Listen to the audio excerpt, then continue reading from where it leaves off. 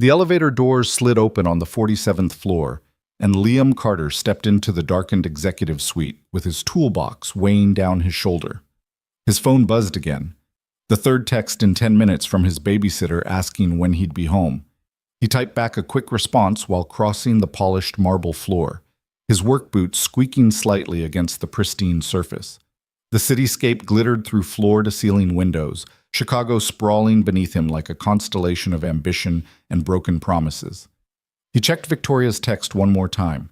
Lincoln Park address. Need help with shelf. I will owe you. Simple enough. Except when he knocked on the townhouse door 20 minutes later, what greeted him wasn't a pile of IKEA parts.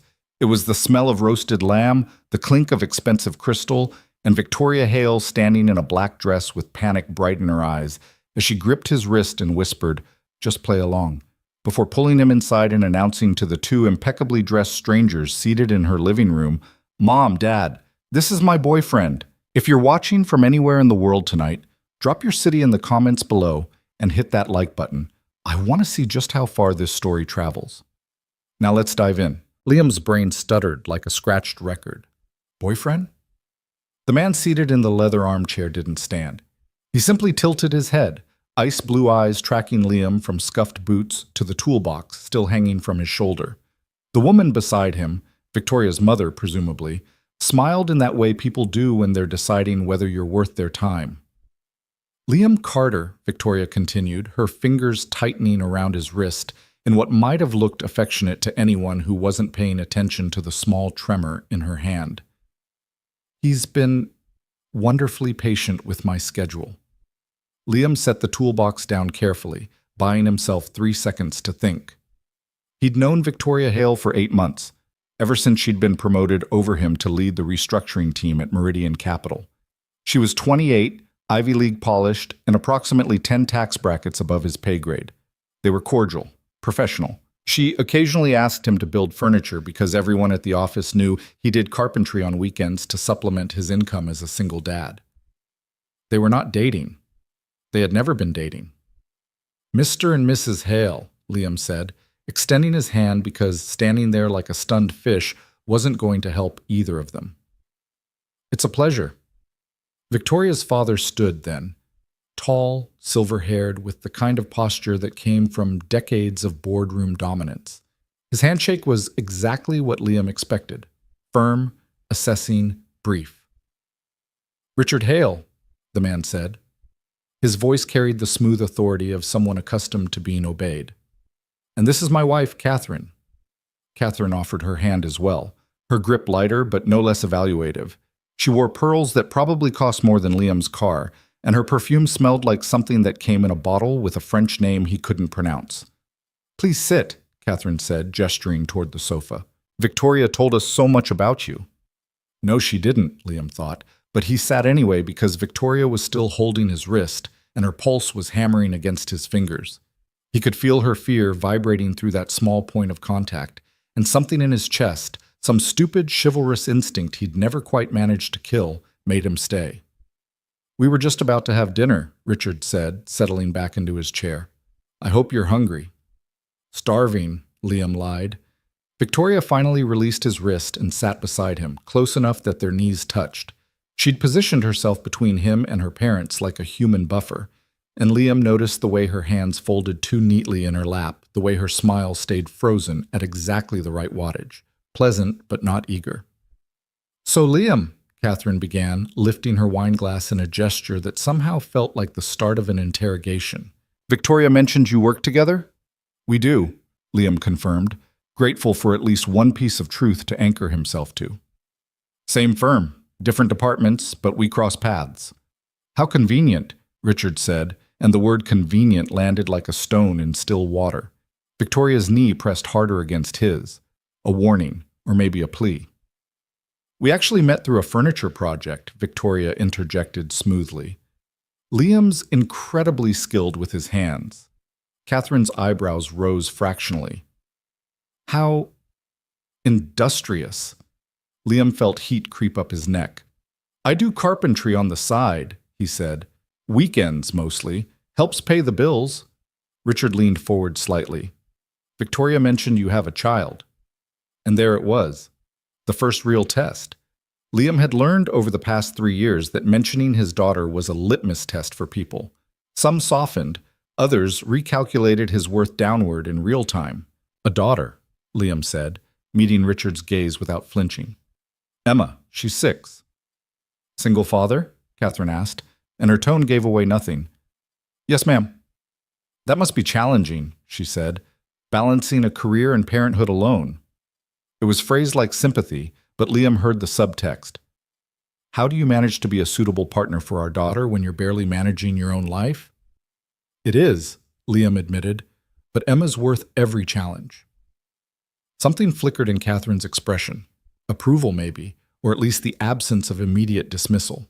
Richard, however, remained unreadable. What does your family think about your relationship with Victoria? Richard asked. Liam's jaw tightened. My family situation is limited. My parents passed away when I was in college. It's mostly just me and Emma now. I'm sorry to hear that, Catherine said, and this time she sounded almost genuine. Victoria's hand found his under the edge of the sofa cushion, her fingers threading through his in a gesture that looked intimate but felt desperate. Liam squeezed back, a silent promise. I won't bail on you yet. Dinner should be ready, Victoria announced, standing abruptly. Mom, would you help me in the kitchen? Catherine rose gracefully, following her daughter toward the gleaming kitchen, while Liam was left alone with Richard Hale and approximately 7,000 unspoken questions. Richard didn't waste time. How long have you been seeing my daughter? Liam had no idea what Victoria might have told them, so he went vague. A few months. We've been taking things slowly. Slowly, Richard repeated, as if testing the word for weaknesses. Victoria's always been cautious about relationships. I'm surprised she introduced you to us so soon. Yeah, me too, Liam thought. I think we both felt it was the right time. And you're aware of her position at Meridian? I am. But her responsibilities, her future with the firm. I am, Liam said again, forcing his voice to stay level. Richard studied him for a long moment. My daughter is being considered for partner, full equity stake. It's a significant opportunity, and it requires certain commitments. Liam heard the warning beneath the words. Don't be a distraction. Don't be a liability. Don't get in her way. Victoria's worked hard for that, Liam said carefully. She deserves it. Does she? Richard's gaze sharpened. Or is she being handed opportunities because of her last name? It was a trap question. Agree and insult Victoria's competence. Disagree and challenge her father's assessment. Liam chose the third option. Honesty. I've seen her work, he said. She earns respect because she's smart, thorough, and she doesn't cut corners. Whatever opportunities come her way, she'll make the most of them. But she plays Richard's expression didn't change, but something in his posture relaxed by perhaps half a degree. That's a careful answer. It's an honest one. Before Richard could respond, Victoria and Catherine returned carrying plates that looked like they belonged in a culinary magazine. Perfectly seared lamb chops, roasted vegetables arranged with geometric precision, some kind of reduction sauce drizzled artfully across pristine white porcelain. They ate. Conversation flowed in the careful, practiced way of people who'd perfected the art of saying nothing while appearing engaged. Catherine asked about Liam's daughter's school. Richard discussed market trends with the casual authority of someone who'd made his first million before Liam was born. Victoria played the gracious hostess, refilling wine glasses and steering topics away from anything too personal. But beneath the civility, Liam felt the scrutiny like a physical weight. Every bite he took, every word he chose, every time he reached for his water glass, it all felt measured, catalogued, assessed. When Catherine excused herself to take a phone call and Richard stepped onto the balcony to check his messages, Victoria grabbed Liam's arm and hauled him into the pantry. What the hell is going on? Liam hissed the moment the door closed. Victoria's composure cracked. She pressed her palms against her eyes, shoulders trembling. I'm sorry. I'm so sorry. I panicked. Panicked about what? What am I doing here, Victoria? She lowered her hands, and for the first time since he'd known her, Liam saw actual fear in her eyes. Adrian Cross. Senior partner. He's been Positioning himself. Positioning himself for what? For me. She said it like a confession. My father and Adrian have been discussing a merger, personal and professional. Adrian gets my voting shares through marriage, my father gets his protege secured in the family business, and I get locked into a contract that signs away half my autonomy before I even make partner. Liam stared at her. Your father's arranging your marriage? Not arranging, strongly encouraging, expecting. Victoria's voice went brittle. The winter gala is in 6 weeks. Adrian's planning to announce our engagement there. If I don't have a credible alternative by then, my father will assume I'm on board, and the whole thing becomes a done deal. So you dragged me here to be what? Your credible alternative. You're the only person I could think of who wouldn't immediately sell the story to someone for leverage. Her eyes searched his face. You have a daughter. You understand what it's like to have something you'd do anything to protect. I'm trying to protect my future. Liam felt anger and sympathy warring in his chest. You could have asked. Would you have said yes? Probably not. Definitely not. But standing here now, seeing the desperation in her expression, he understood why she hadn't risked it. What happens when they figure out we're lying? He asked. They won't, not if we're careful. Victoria stepped closer. 6 weeks, that's all I need. Show up to a few events, let my parents see us together, give me enough credibility to reject Adrian's proposal without losing everything. And then? Then we stage a breakup. Mutual, amicable. You go back to your life, I go back to mine. Liam shook his head. This is insane. I know. Your father already doesn't think I'm good enough for you. He doesn't think anyone's good enough for me, but he respects competence and honesty, and you just gave him both.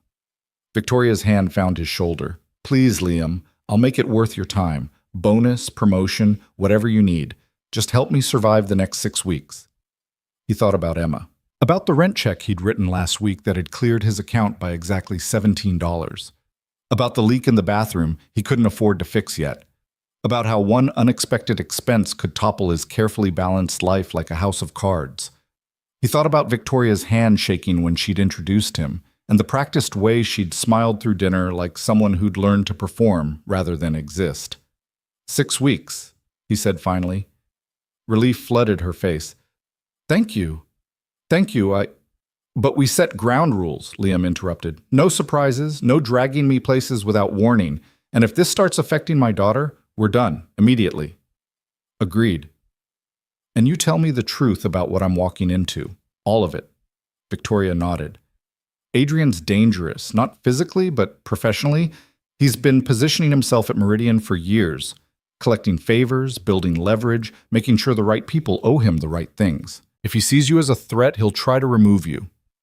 Remove me how? However he needs to. Discredit you, get you fired, make sure you disappear from my life before you can interfere with his plans.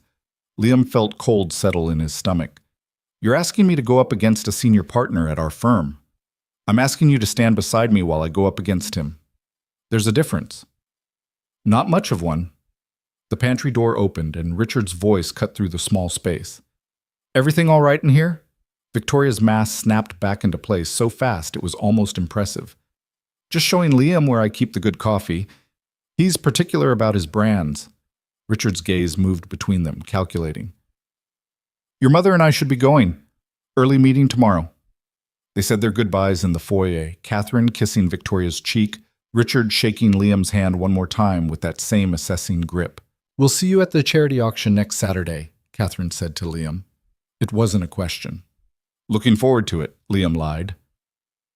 When the door finally closed behind them, Victoria sagged against the wall like someone had cut her strings. That went better than I expected, she said. Your bar for better is terrifying. She laughed, a real laugh this time, not the polished version she'd used all night. Thank you, seriously. I know this is insane. You already said that. I was going to say a lot. Liam picked up his toolbox. I need to get home. Emma's with the babysitter, and I'm already later than I said I'd be. Of course.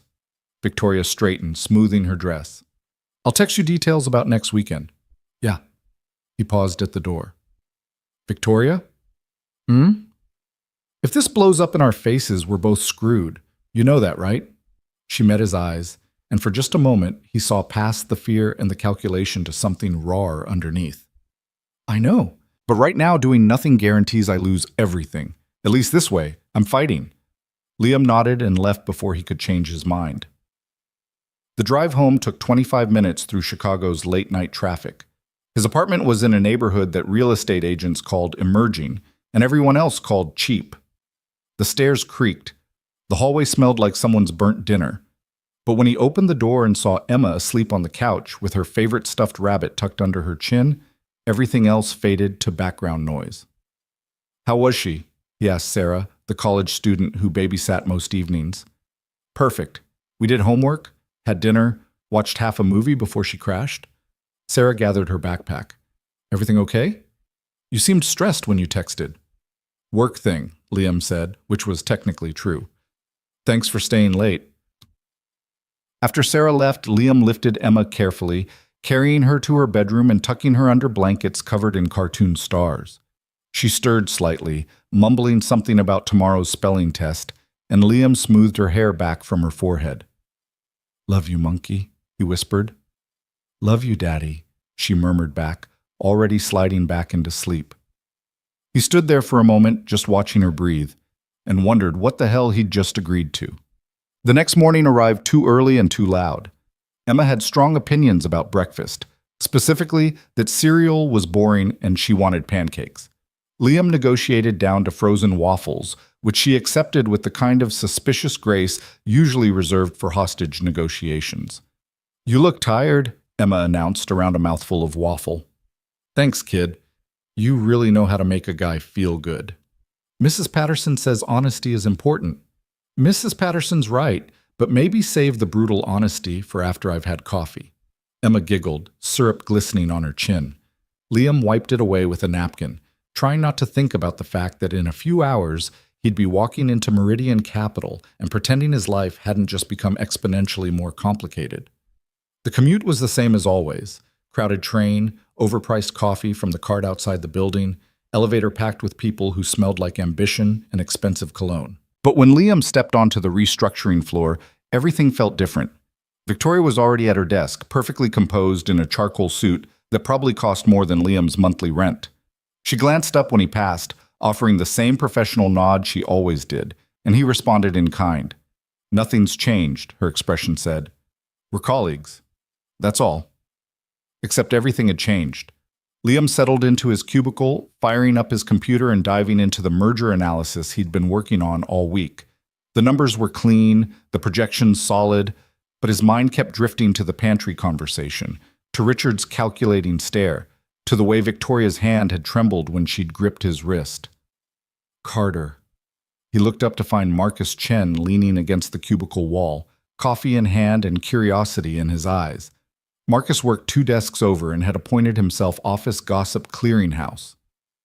What's up? Liam asked. You tell me. Word is you were at Victoria's place last night.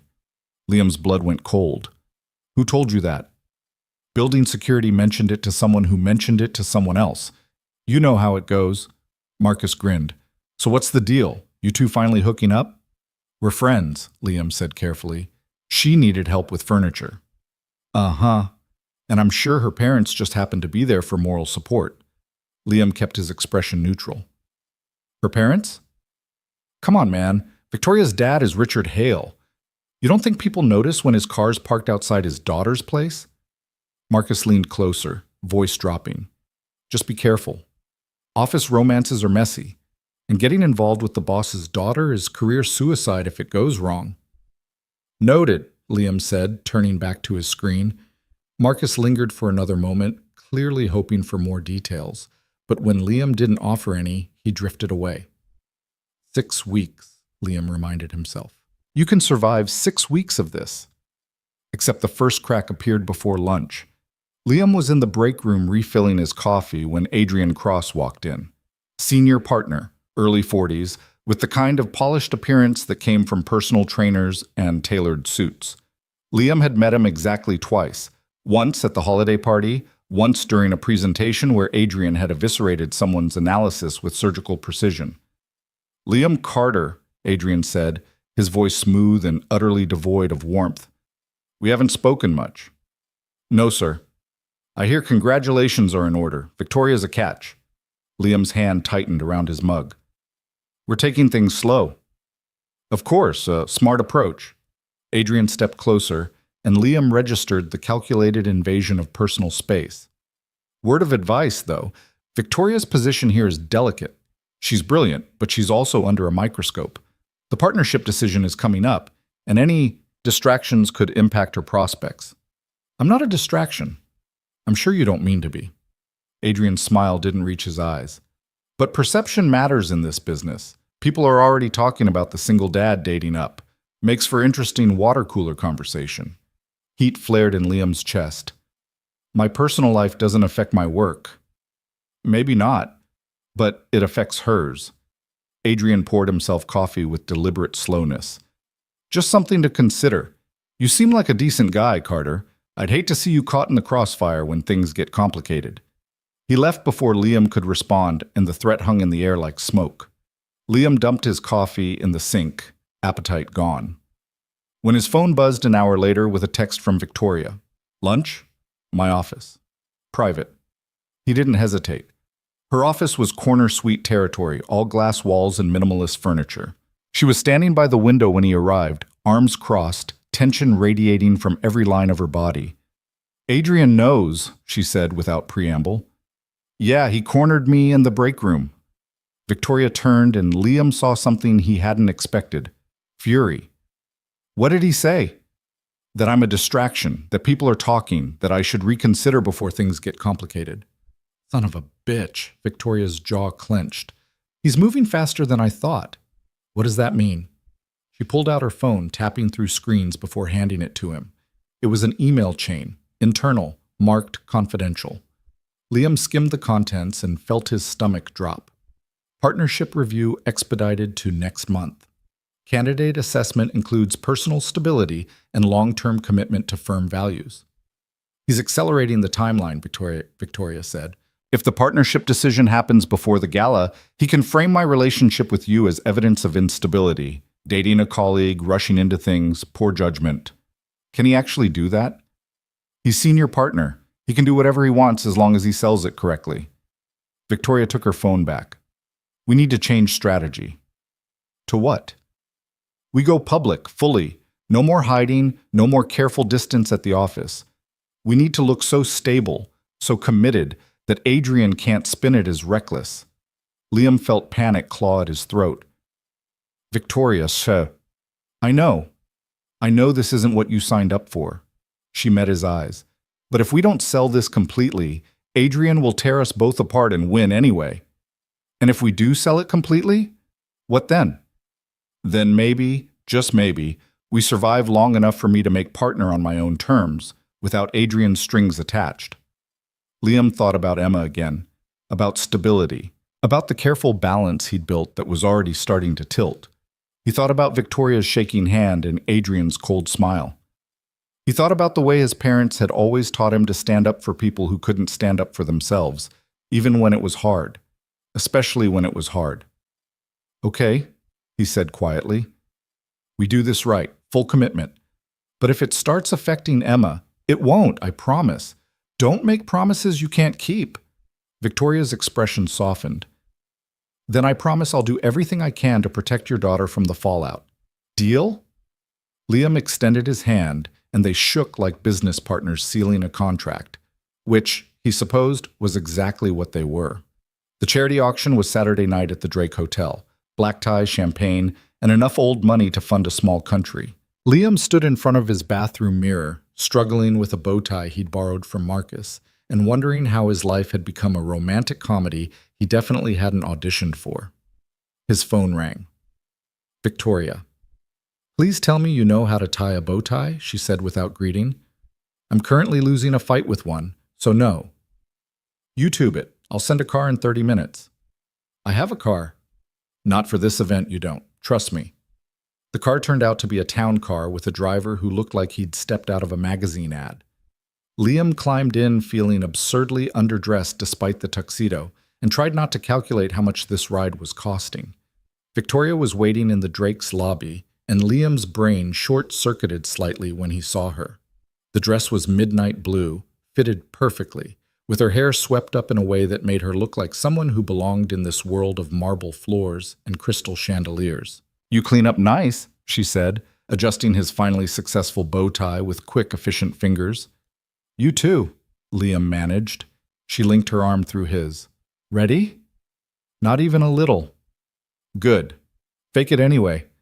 The ballroom was exactly as oppressive as Liam had imagined. Circular tables draped in white linen, centerpieces that probably cost more than his kitchen renovation fund, and people glittering with jewelry that could pay off his student loans twice over. Richard and Catherine were already seated at a prominent table near the front. Richard's expression when he spotted them was carefully neutral, but Catherine's smile seemed almost genuine. "Liam," she said warmly, rising to kiss his cheek, "you look wonderful." "Thank you, Mrs. Hale." "Catherine, please." They sat, and Liam found himself next to an older gentleman who introduced himself as Harold Pemberton, board member at some investment firm Liam vaguely recognized. Harold immediately launched into a discussion about market volatility that Liam could actually contribute to, thanks to his work in restructuring. Across the table, Victoria was engaged in conversation with a woman in diamonds, but Liam caught the small smile that crossed her face when Harold laughed at something Liam said. The auction itself was surreal.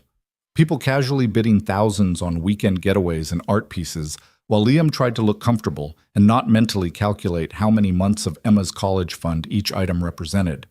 But halfway through, everything shifted. Adrian Cross appeared at their table, impeccable in his tuxedo, with a blonde woman on his arm who looked like she'd been ordered from a catalog labeled Trophy Date. "Richard, Catherine," Adrian said smoothly, "mind if we join you?" It wasn't really a question. Adrian took the seat directly across from Victoria, and his date, Melissa, something, Liam didn't catch the last name, settled beside him with a practiced smile. "Victoria," Adrian said, "you look radiant, and this must be the famous Liam Carter." "We've met," Liam said evenly. "Of course. Forgive me." Adrian's attention shifted to Richard. "I was hoping to steal a moment later to discuss the partnership timeline. Some exciting developments." "I'm sure they can wait until Monday," Richard replied, but there was interest in his tone, naturally. Though given Victoria's current situation, I thought it might be worth addressing sooner rather than later. The word situation hung in the air like a blade. Victoria's hand found Liam's under the table, her grip tight. He squeezed back, a silent message. "I'm here." "Liam," Adrian continued, turning his attention with predatory focus. "Victoria mentioned you're quite skilled with carpentry, a real artisan." "I do what I can." "Admirable.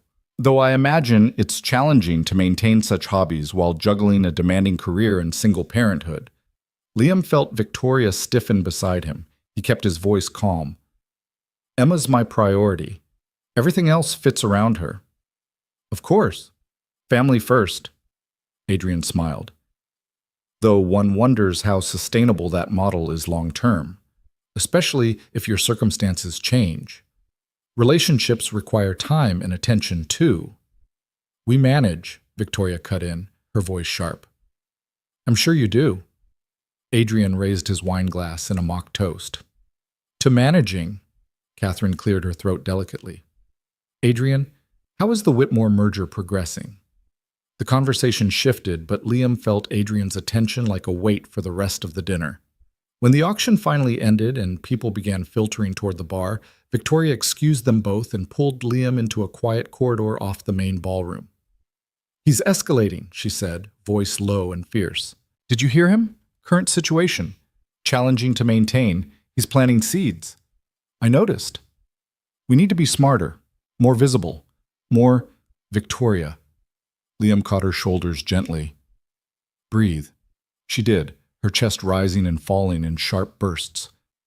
"I'm sorry, I'm just panicking. I know, but we can't let him see that." Liam glanced back toward the ballroom. "What would make Adrian most uncomfortable right now?" "I don't—" Victoria paused. "What are you thinking?" "I'm thinking we stop reacting and start controlling the narrative." Liam straightened his bow tie. "Come on." He led her back into the ballroom, past the bar where Adrian was holding court with several board members, and directly to the small orchestra that had been providing background music all evening. "Can you take requests?" Liam asked the conductor. The man raised an eyebrow but nodded. Liam whispered something, passed him a $20 bill he probably shouldn't have spent, and then turned to Victoria. "What are you doing?" she whispered. Something Adrian won't expect.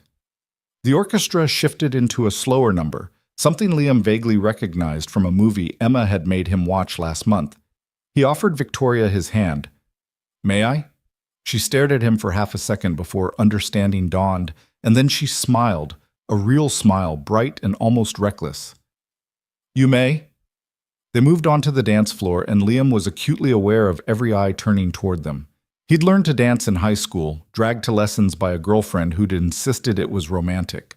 He'd hated it then, but right now, with Victoria's hand in his and Adrian watching from across the room, he was grateful for every awkward lesson. "You're full of surprises," Victoria murmured as they swayed. "I contain multitudes." She laughed, and some of the tension finally left her shoulders. "Thank you for this, for all of it. Thank me when we survive the next 6 weeks. 4 weeks now." "Right. That makes it so much better."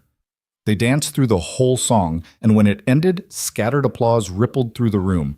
Catherine was beaming. Richard looked contemplative, and Adrian's expression had gone carefully blank. Liam leaned close to Victoria's ear. "How'd I do?" "Perfectly," she whispered back. "Absolutely perfectly." But as they left the dance floor and returned to their table, Liam caught Adrian's gaze across the room, and the message there was crystal clear. This isn't over. The Monday after the auction arrived with the subtlety of a freight train. Liam was at his desk by 7:30, coffee going cold beside his keyboard, as he worked through projections for a healthcare merger that had been his main assignment for the past month. The numbers weren't cooperating. Revenue streams looked shakier than the client had initially disclosed, and Liam was 3 layers deep into subsidiary financial statements when Marcus appeared at his cubicle wall. "You're trending," Marcus announced, shoving his phone in Liam's face. The screen showed a photo from Saturday night, Liam and Victoria on the dance floor, her dress catching the light, his hand at her waist, both of them smiling like people who actually belonged together. The caption read, "Meridian Capital's rising star Victoria Hale and Mystery Man heat up charity gala." "Mystery Man," Liam repeated flatly. "That's what they're going with? Better than single dad punching above his weight, which is what Karen from accounting called you." Marcus pocketed his phone. "Seriously, though, you two looked good. Almost convinced me you're the real deal." "Thanks, I think." "Word of advice? Adrian's been in meetings all morning with Partnership Review Committee members. Whatever you and Victoria are doing, it's got his attention." Liam's stomach tightened. "What kind of attention?" "The kind where he's suddenly very interested in employee conduct policies and relationship disclosure requirements." Marcus lowered his voice. "Watch your back, man. Adrian doesn't lose gracefully." After Marcus left, Liam tried to refocus on the merger analysis, but his concentration was shot. He pulled up the employee handbook section on workplace relationships. Everything was technically above board as long as there was no direct reporting relationship, which there wasn't. Victoria was in leadership, but she wasn't his supervisor. Still, the rules felt suddenly flimsy against whatever Adrian might be planning. His phone buzzed. "Victoria." "My office." "Now." She was pacing when he arrived, her office door already closed, blinds drawn against the curious eyes from the bullpen. The professional veneer she usually maintained was cracking at the edges. "Adrian filed a formal inquiry," she said without preamble. "He's claiming our relationship constitutes a conflict of interest because I have influence over departmental resource allocation, which could indirectly benefit you." "That's insane. You don't control my projects." "I know that, you know that, but Adrian's framing it as potential favoritism, and he's got enough political capital to make the partnership committee take it seriously." Victoria stopped pacing, pressing her palms against her desk. "They're requiring us to submit to a workplace relationship review. HR interview, disclosure forms, the whole thing." Liam felt the ground shift beneath him. "What happens in those interviews?" "They ask about the nature of the relationship, timeline, whether there's been any exchange of preferential treatment. It's designed to protect the firm from liability. She met his eyes. And if we give conflicting answers about basic facts, it raises red flags. So we need to get our story straight, down to the smallest detail. Victoria pulled out her laptop, opening a blank document. When did we start dating? 3 months ago, Liam said, picking a timeline that felt safe. After you asked me to build that bookshelf for your office. Good, that's documented. There's an email thread. How did it transition from professional to personal? You invited me for coffee to say thank you. We talked, found common ground, started meeting outside of work. Victoria typed rapidly. First official date? That Italian place in River North. The one with the terrible acoustics but good wine. I've never been there. Then we should probably go this week so we know what we're talking about. Liam leaned against the desk. What about Emma? They'll ask about her. Victoria's fingers paused on the keyboard. What do you want to say? The truth works best that you've met her a few times. We've kept things casual around her because I'm protective of who she spends time with. It makes sense, and it's not checkable. Okay. And your intentions? They might ask if this is serious. Liam considered the question, feeling the weight of the lie they were building brick by careful brick. We say we're taking it one day at a time. Serious enough to be public about it, but we're not rushing into anything. That tracks with what I told my parents. Victoria saved the document, then looked up at him. I'm sorry this is getting so complicated. You've apologized about 6 times already. Stop apologizing and tell me what else Adrian might throw at us. She closed the laptop. He's going to dig into your background.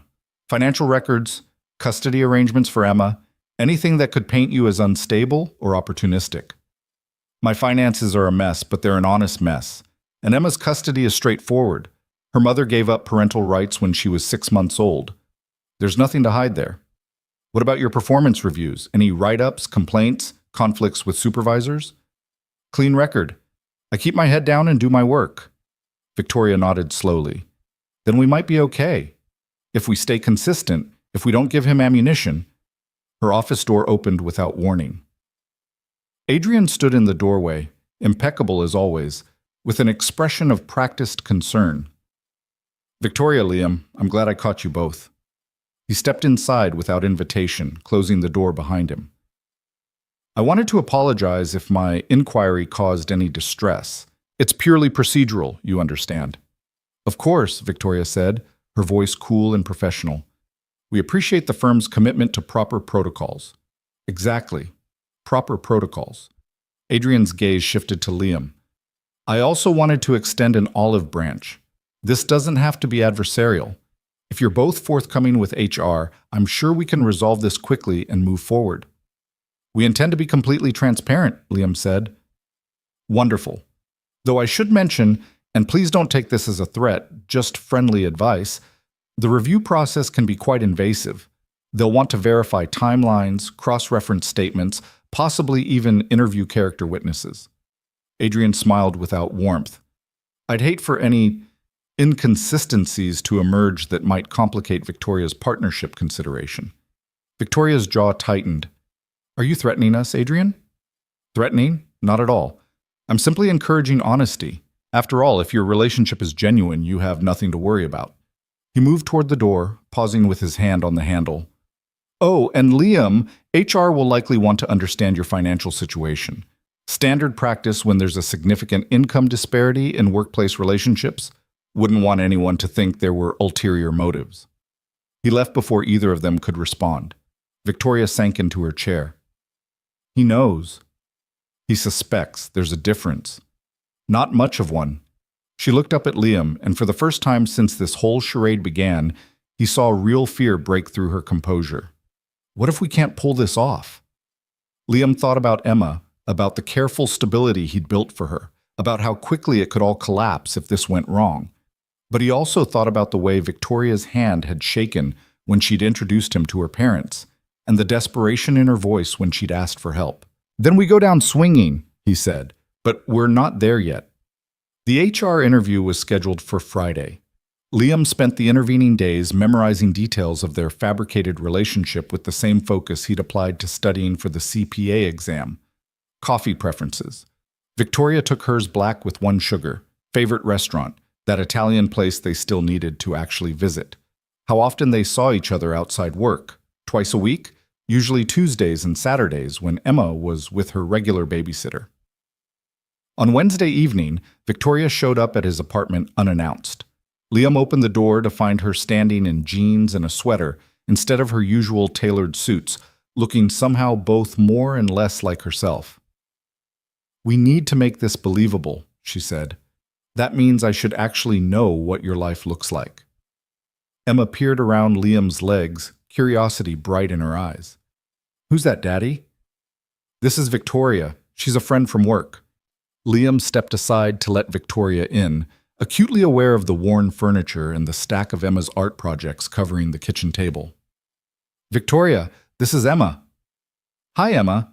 Victoria crouched down to Emma's eye level, and something in her expression softened. "Your dad talks about you all the time." "Really?" Emma looked delighted. "What does he say?" "That you're very smart and you love dinosaurs." "I do love dinosaurs. Do you know about the Spinosaurus?" And just like that, Emma was off, dragging Victoria toward the living room to show her the dinosaur encyclopedia Liam had bought at a used bookstore last month. Liam followed, watching as Victoria settled onto the couch and listened with what appeared to be genuine interest while Emma explained the difference between carnivores and herbivores. "Emma," Liam interrupted gently after 10 minutes. "It's almost bedtime. Go brush your teeth." "But Daddy—" "Teeth first. Then you can show Victoria your dinosaur drawings." Emma scampered off, and Victoria looked up at Liam with an expression he couldn't quite read. "She's wonderful," Victoria said quietly. "Yeah, she is." Liam sat in the armchair across from her. "Sorry about the interrogation. She doesn't meet a lot of my coworkers." "Because you keep work and home separate." "Because most of my coworkers don't care about dinosaurs." He paused. "You didn't have to do this. Come here, I mean." "Yes, I did. If HR interviews Emma, they won't. She's 6. But if my babysitter mentions you, or if somehow this gets back to Emma's school..." Liam ran a hand through his hair. "I need her to know you're just a friend, someone Daddy works with sometimes. Not a fake girlfriend who's using her dad to escape an arranged marriage." Victoria's smile was rueful. "I understand, and for what it's worth, I'll be careful around her." Emma returned with clean teeth and an armful of drawings. She spread them across the coffee table with the confidence of someone displaying priceless art. "This one's a T-Rex," she announced, pointing to a crayon rendering that was enthusiastically, if not anatomically, accurate. "And this one's a Triceratops. They were enemies." "Were they?" Victoria asked, leaning forward to examine the drawings. "Uh-huh. But I think maybe they could have been friends if they tried." "That's a very wise observation." Emma beamed, then yawned hugely. Liam scooped her up before she could launch into another dinosaur lecture. "Bed, monkey, for real this time." "Can Victoria come back?" Emma asked as Liam carried her toward her bedroom. "Maybe, if she wants to." "I want to," Victoria called after them, and the honesty in her voice made Liam pause in the hallway. After Emma was tucked in with her stuffed rabbit and a promise that yes, they could go to the Natural History Museum soon, Liam returned to find Victoria studying the photos on his refrigerator. Emma's school picture. Emma on her 5th birthday, covered in frosting. Emma's mother, just one photo, small and tucked in the corner, because Emma deserved to know what she looked like even if she'd never really known her. "Her mother left when she was 6 months old," Liam said, answering the unasked question. "Postpartum depression that spiraled into something worse. She signed away custody and moved to Oregon. We haven't heard from her since." "I'm sorry." "Don't be. Emma's better off." He grabbed 2 beers from the fridge, offering one to Victoria. "You want to tell me the real reason you came here tonight?" Victoria accepted the beer, twisting off the cap. "I wanted to see what I was asking you to risk. This." She gestured around the apartment. "Your life with Emma. I needed to understand what happens if I mess this up." "You're not going to mess it up." "You don't know that." "No," Liam admitted. "But I know that if we're going to survive Adrian, we need to stop second-guessing ourselves and commit to the story." Victoria took a long drink, then set the bottle down with more force than necessary. "HR wants financial records. 3 years of tax returns, bank statements, credit reports. Adrian's pushing the narrative that you're with me for money or career advancement, and they want documentation to disprove it. Then we give it to them. My finances are a disaster, but they're my disaster. Nothing in there suggests I'm trying to gold dig my way up the corporate ladder. What if they see it differently? Then we deal with it. Liam met her eyes. Victoria, you need to trust that I'm not going to fall apart under pressure. I've been managing tight budgets and impossible situations since Emma was born. HR doesn't scare me. She studied him for a long moment. You really mean that? Yeah, I do. Something shifted in her expression. Respect, maybe, or recognition of something she'd been searching for and finally found. Okay, then let's give them everything and let the chips fall. Thursday passed in a blur of preparation. Liam submitted his financial records to HR, each document a small humiliation as they laid bare exactly how close to the edge he'd been living. Student loans from a degree he'd never finished. Credit card debt from Emma's medical emergency 2 years ago. The laughably small savings account that never seemed to grow no matter how carefully he budgeted. But woven through it all was a consistent pattern of responsibility.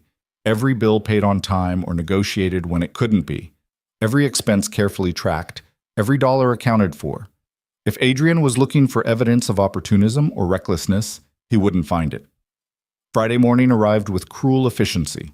The HR office was on the 18th floor, decorated in soothing neutrals that did nothing to calm Liam's nerves. He sat in the waiting area, leg bouncing with anxious energy, until a woman in her 50s with kind eyes and a no-nonsense demeanor called his name. Mr. Carter, I'm Jennifer Walsh, head of HR. Thank you for coming. The interview room was small, windowless, with a table and 3 chairs. Jennifer sat across from him, a thick folder already open in front of her. This is purely standard procedure, she began. When workplace relationships are disclosed, or discovered, we conduct reviews to ensure there are no conflicts of interest or policy violations. I'll ask you some questions, you answer honestly, and we move forward. Simple as that. Understood. Let's start with basics. How did you and Victoria Hale begin your relationship? Liam recited the story they'd practiced, keeping his voice steady and his details consistent. The bookshelf request, the coffee invitation, the gradual transition from colleagues to something more. Jennifer made notes, her expression neutral. And when did this relationship become romantic in nature? About 3 months ago, early September. Can you describe the nature of your current relationship? We're dating, seeing each other regularly, getting to know each other.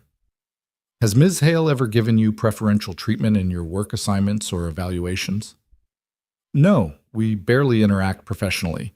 Our departments overlap occasionally, but she doesn't supervise my work or influence my projects. Have you ever discussed confidential company information with Ms. Hale outside of appropriate professional contexts? No. Have you received any financial assistance or gifts of significant value from Ms. Hale? The question landed like a punch. Liam kept his expression carefully neutral. No. We split expenses when we go out, or we alternate who pays. She's never given me money. While Jennifer consulted her folder. Your financial records show significant debt and limited savings. Has your relationship with Ms. Hale improved your financial situation in any way? My financial situation is what it is. Victoria hasn't changed that. Liam leaned forward slightly. Look, I know what this looks like. Guy struggling to make ends meet starts dating his boss's daughter, but I'm with Victoria because I like her, not because I'm trying to climb some corporate ladder or get access to her money. And you understand that Ms. Hale's position here makes this relationship particularly sensitive? I do.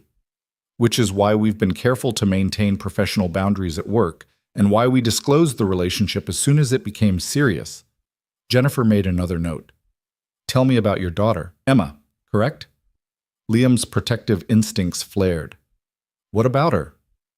How has your relationship with Ms. Hale affected your parenting responsibilities? It hasn't. Emma's my priority. Victoria understands that, and she respects it. Has Ms. Hale met your daughter? A few times. Briefly. I don't introduce Emma to people I'm dating unless I'm sure it's going somewhere serious. And is it? Going somewhere serious? Liam thought about Victoria's hand shaking when she'd introduced him to her parents, about the fear in her eyes when she'd talked about Adrian, about the way she'd crouched down to Emma's level and listened to a 6-year-old explain dinosaurs like it was the most important conversation in the world. "I think it could be," he said, and was surprised to realize he wasn't entirely lying. Jennifer's questions continued for another 20 minutes, probing, thorough, designed to catch inconsistencies or reveal ulterior motives. But Liam had spent 3 years navigating social services interviews and custody evaluations, answering invasive questions about his fitness as a parent while maintaining his composure. This was different in content, but not in kind. When Jennifer finally closed her folder, Liam allowed himself a small breath of relief. "Thank you for your cooperation, Mr. Carter. I'll be interviewing Ms. Hale separately, and then I'll compile my findings for the Partnership Review Committee. You should have a decision within 2 weeks. And in the meantime? In the meantime, you and Ms. Hale continue to maintain professional boundaries at work. No preferential treatment, no appearance of impropriety. Understood?" "Understood." Liam left the HR office feeling like he'd just survived a deposition. His phone buzzed the moment he stepped into the hallway. "Victoria." "How did it go?" "Survived. Your turn." "Heading in now. Meet me after?" "Italian place." 1 hour. Time to make that alibi real. The restaurant was exactly as Liam had described it. Cramped tables, walls that seemed designed to amplify every conversation, and a wine list that leaned heavily toward overpriced reds. He arrived first, claiming a corner table, and was halfway through a glass of water when Victoria appeared. She looked exhausted, the careful composure she usually wore like armor visibly fraying at the edges. She slid into the seat across from him without a word, and Liam pushed his water glass toward her. "That bad?" She drank half the water before answering. "Jennifer asked if we were sexually intimate." Liam choked on air. "What?" "She said it was relevant to determining the seriousness of the relationship. I told her that was none of the firm's business, and she said refusing to answer could be interpreted as evasive." Victoria's fingers tightened around the glass. "So I told her yes, that we were, because saying no would have made it sound like we weren't really committed. Did I say yes to the same question?" "She didn't ask you." "No, she asked about financial assistance and whether you'd influenced my career." Victoria closed her eyes. "We should have prepared for that." "Hey." Liam reached across the table, covering her hand with his. It was the first time he'd initiated contact, and her eyes snapped open in surprise. "We got through it. Whatever inconsistencies there are, we explained them away as HR asking different questions. It's fine." "Is it?" Her voice cracked slightly. "Because I feel like we're building a house of cards in a windstorm, and Adrian's waiting with a fan." The waiter appeared before Liam could respond, cheerfully oblivious to the tension as he rattled off specials. They ordered almost at random: pasta for him, risotto for her, a bottle of wine they probably shouldn't afford but desperately needed. When the waiter left, Victoria pulled her hand back, wrapping her arms around herself. "I keep thinking about what happens when this falls apart. When someone catches us in a lie, or Emma asks the wrong question, or my parents figure out we're not who we're pretending to be. Then we deal with it." "How? How do we deal with Adrian destroying your career and my partnership chances, and possibly your custody of Emma if this gets ugly enough?" Liam felt anger flare in his chest. "He can't touch Emma. That's a line he can't cross. You don't know what Adrian can do. He spent years building leverage, collecting favors, making sure the right people owe him the right things. If he wants you gone, he'll find a way to make it happen, and he'll make it look justified. So what's your alternative? Give up? Walk away and let him win? Maybe that's the smart play. Cut our losses before what? Before you lose your autonomy completely? Before you get locked into a marriage you don't want with a man who's already threatening people?" Liam leaned forward, voice low and intense. "You asked me for help because you wanted to fight. So, fight. Stop looking for the exit and start looking for the opening." Victoria stared at him, something fierce and fragile warring in her expression. "What opening? We're playing defense, reacting to everything Adrian throws at us. How do we turn this around? We stop playing his game and start playing ours." "What does that even mean?" The wine arrived, and Liam waited until the waiter poured and retreated before answering. It means we go on offense. Adrian's been so focused on attacking our relationship that he's exposed himself. That conversation in your office, the HR inquiry that reeks of personal vendetta. He's not acting like a concerned senior partner. He's acting like someone with something to lose. Victoria's eyes narrowed. You think he's vulnerable? I think he's not as untouchable as he wants us to believe. And I think if we dig carefully enough, we might find cracks. Digging into Adrian is dangerous. If he catches us, then we make sure he doesn't catch us. Liam took a sip of wine, his mind already working through possibilities. You said he's been positioning himself at Meridian for years. That takes planning, documentation, meetings that might not all be above board. What if there's something in his history that doesn't hold up to scrutiny? Like what? I don't know yet. But you have access to project files, budget allocations, client communications, things a restructuring analyst might legitimately need to review for pattern recognition or comparative analysis. Victoria's expression shifted from despair to calculation. You want to audit Adrian's deals. I want to understand his operating pattern. If there's nothing there, we haven't lost anything. But if there is, Liam let the implication hang. That's incredibly risky. So is doing nothing. She studied him for a long moment, and Liam saw the exact second she made her decision. The fear didn't disappear from her eyes, but it transmuted into something sharper, something dangerous. Okay, she said quietly. Let's find out what Adrian's been hiding. They spent the rest of dinner planning in low voices, mapping out which files Liam could access legitimately, which databases Victoria could pull reports from without raising flags. By the time their pasta arrived, they had the skeleton of a strategy, careful, methodical, designed to look like routine analysis rather than targeted investigation. We'll need to be smart about this, Victoria said, twirling risotto onto her fork. Document everything. Make sure there's a legitimate work justification for every file we access.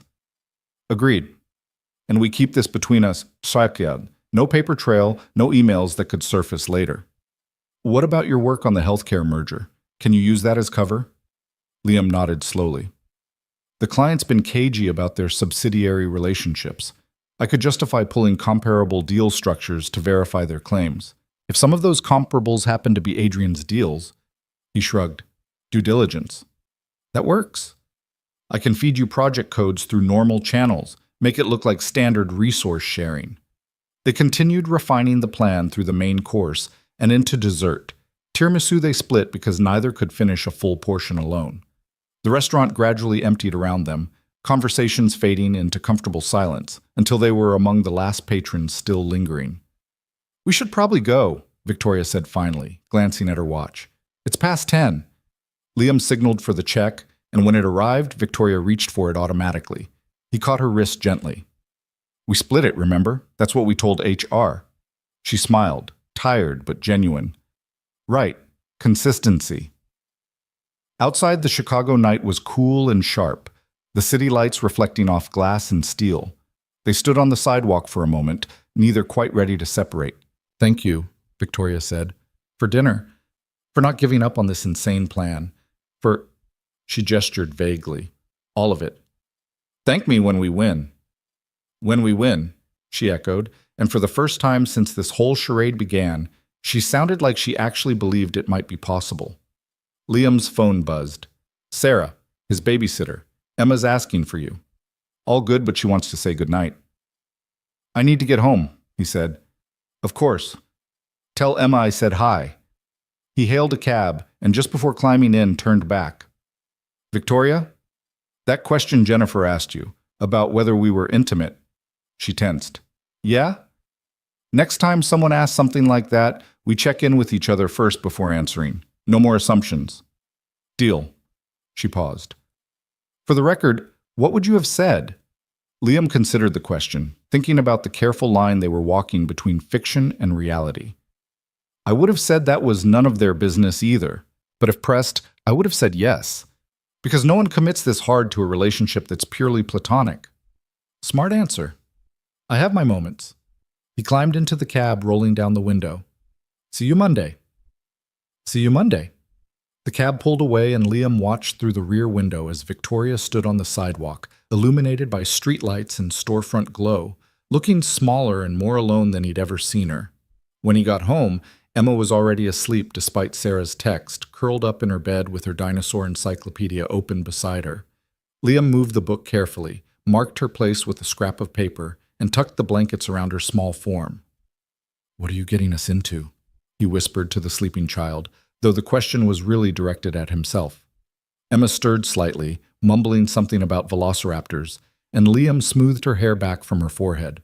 He thought about Victoria's question in the restaurant. What happens when this falls apart? The answer was simple and terrifying. He'd lose the fragile stability he'd built, the carefully balanced life that kept Emma safe and provided for. Adrian would make sure Liam's career at Meridian ended, and the stain of a workplace scandal would follow him wherever he went next. But the alternative, walking away and letting Victoria face Adrian alone, felt like a different kind of failure, the kind that would make him someone he didn't want Emma to grow up knowing. So he'd take the risk. He'd dig into Adrian's history and hope they found something useful before Adrian found them. And maybe, somewhere in the careful space between the lies they were telling and the truth they were building, they'd find a way to survive this. His phone buzzed one more time. "Victoria, thank you for tonight, for believing we could fight." Liam typed back, "Thank you for giving me a reason to." He hit send before he could overthink it, then set his phone aside and settled into the uncomfortable armchair beside Emma's bed. Tomorrow they'd start investigating Adrian's deals, carefully pulling threads to see what unraveled. Tomorrow the risk would escalate, the stakes would rise, and the careful fiction they'd constructed would face its first real test. But tonight, watching his daughter sleep peacefully, Liam allowed himself to believe that maybe, just maybe, they had a chance. The following Monday, Liam arrived at Meridian Capital with a strategy and a knot of anxiety sitting heavy in his gut. The healthcare merger analysis gave him legitimate cover to pull comparable deal structures, and Victoria had already seeded the request through official channels, a routine email asking restructuring to review historical transaction patterns for validation purposes. On paper, it was completely innocent. In practice, Liam was about to dig through 3 years of Adrian Cross's deal history, looking for anything that didn't add up.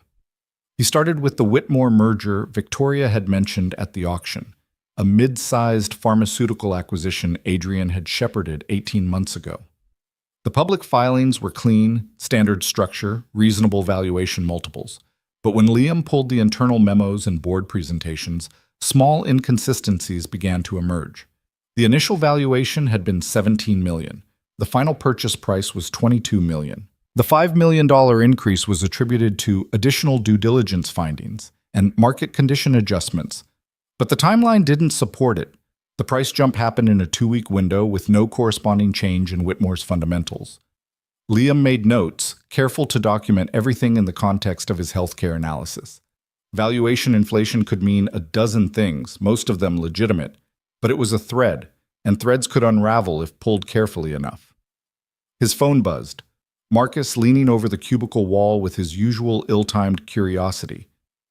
"What are you working on that's got you looking like you're defusing a bomb?" Liam minimized the screen reflexively. "Healthcare merger. Clients' financials are messier than advertised." "Aren't they always?" Marcus glanced at the closed file.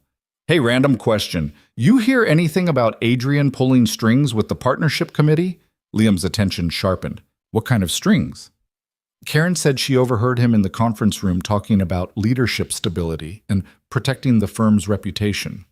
Could be nothing, but combined with the HR thing. Marcus shrugged. "Just thought you should know." After Marcus left, Liam reopened the Whitmore file and dove deeper. The additional $5 million had been allocated as a goodwill adjustment, which was accounting speak for intangible value that couldn't be easily quantified. But the board memo justifying it referenced meetings that Liam couldn't find documentation for, strategy sessions that supposedly happened at hotels in New York and Boston, billed to Meridian's expense accounts but with no attendee records or agenda notes. He pulled the expense reports. There were charges, high-end hotels, expensive dinners, car services, but the dates were odd. One strategy session at the Mandarin Oriental in New York happened on a Saturday, billed for 2 nights, with dinner charges that suggested multiple people.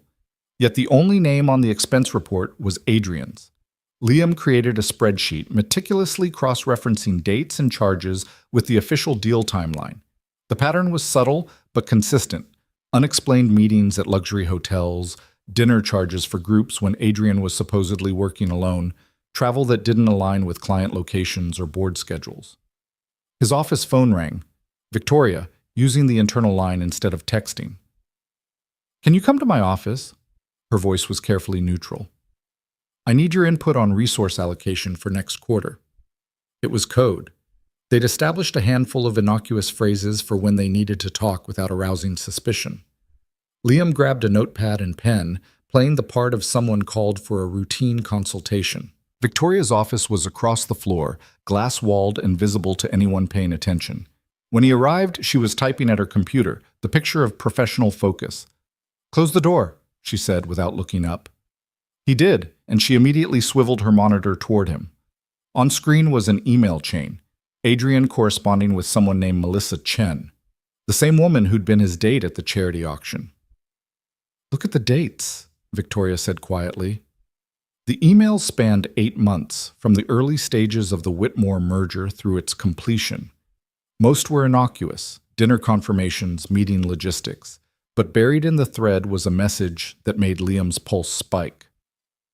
"Adrian, the valuation adjustment went through. Board approved the revised terms. Dinner at Per Se to celebrate? Melissa, you always know how to close a deal. Saturday works. Usual arrangement? Adrian, of course, charge it to the Whitmore account." Liam read it twice. Usual arrangement? That's what caught my attention. Victoria minimized the screen. I pulled Melissa's background. She's not a Meridian employee. She's a consultant with a boutique advisory firm that specializes in pharmaceutical valuations. So she was working on the Whitmore deal. Except she's not listed anywhere in the official engagement letters or consultant agreements. Her firm was never formally retained by Meridian or the client. Liam felt the pieces starting to fit together. But she was advising on the valuation that justified the $5 million price increase. And having expensive dinners with Adrian that were billed to the deal expenses. Victoria's jaw was tight. That's a conflict of interest at minimum. If she influenced the valuation in exchange for personal benefits from Adrian, it's fraud. The word hung in the air between them, heavy with implication. "We need more than one email," Victoria said. "This could be explained away as sloppy expense management. We need a pattern. I found hotel meetings that don't make sense. Strategy sessions on weekends with no documentation, billed to deal accounts but with no clear business justification." Victoria pulled up another file. "I've been going through Adrian's other major deals from the past 2 years. The Patterson acquisition, the Novak merger, the Biosphere transaction. They all have the same signature, valuation adjustments laid in the process, consultant fees that don't tie to formal engagements, expense reports that suggest personal entertainment billed as business development. How much are we talking about? Across 4 deals, close to 18 million in inflated valuations, and at least 200,000 in questionable expenses." Liam whistled low. "That's enough to trigger a regulatory investigation if it's proven. It's also enough to destroy us if we're wrong, or if Adrian finds out we're digging." Victoria closed the files, her hands trembling slightly. "We need to be absolutely certain before we take this anywhere. Then we keep pulling threads, carefully." Over the next week, they developed a rhythm. Liam would identify discrepancies in deal structures during his legitimate analysis work, flagging items that needed clarification from Victoria's department. She would pull related files, searching for patterns while maintaining plausible deniability. They never discussed findings over email or office phones, only in person during carefully staged project consultations in her office. The evidence accumulated slowly. A consultant who appeared across multiple deals but never in formal engagement letters. Hotel charges in cities where no clients or board members were located. Valuation reports that cited proprietary analysis without attribution or methodology. Expense reports that showed patterns of entertainment spending far exceeding normal business development activity. Individually, each item could be explained. Collectively, they painted a picture of someone systematically exploiting deal processes for personal benefit while inflating transaction values to mask the theft. But proof wasn't the only thing accumulating. So was Adrian's attention. Liam noticed it first in small ways. Adrian appearing in the break room when Liam was there, asking casual questions about current projects.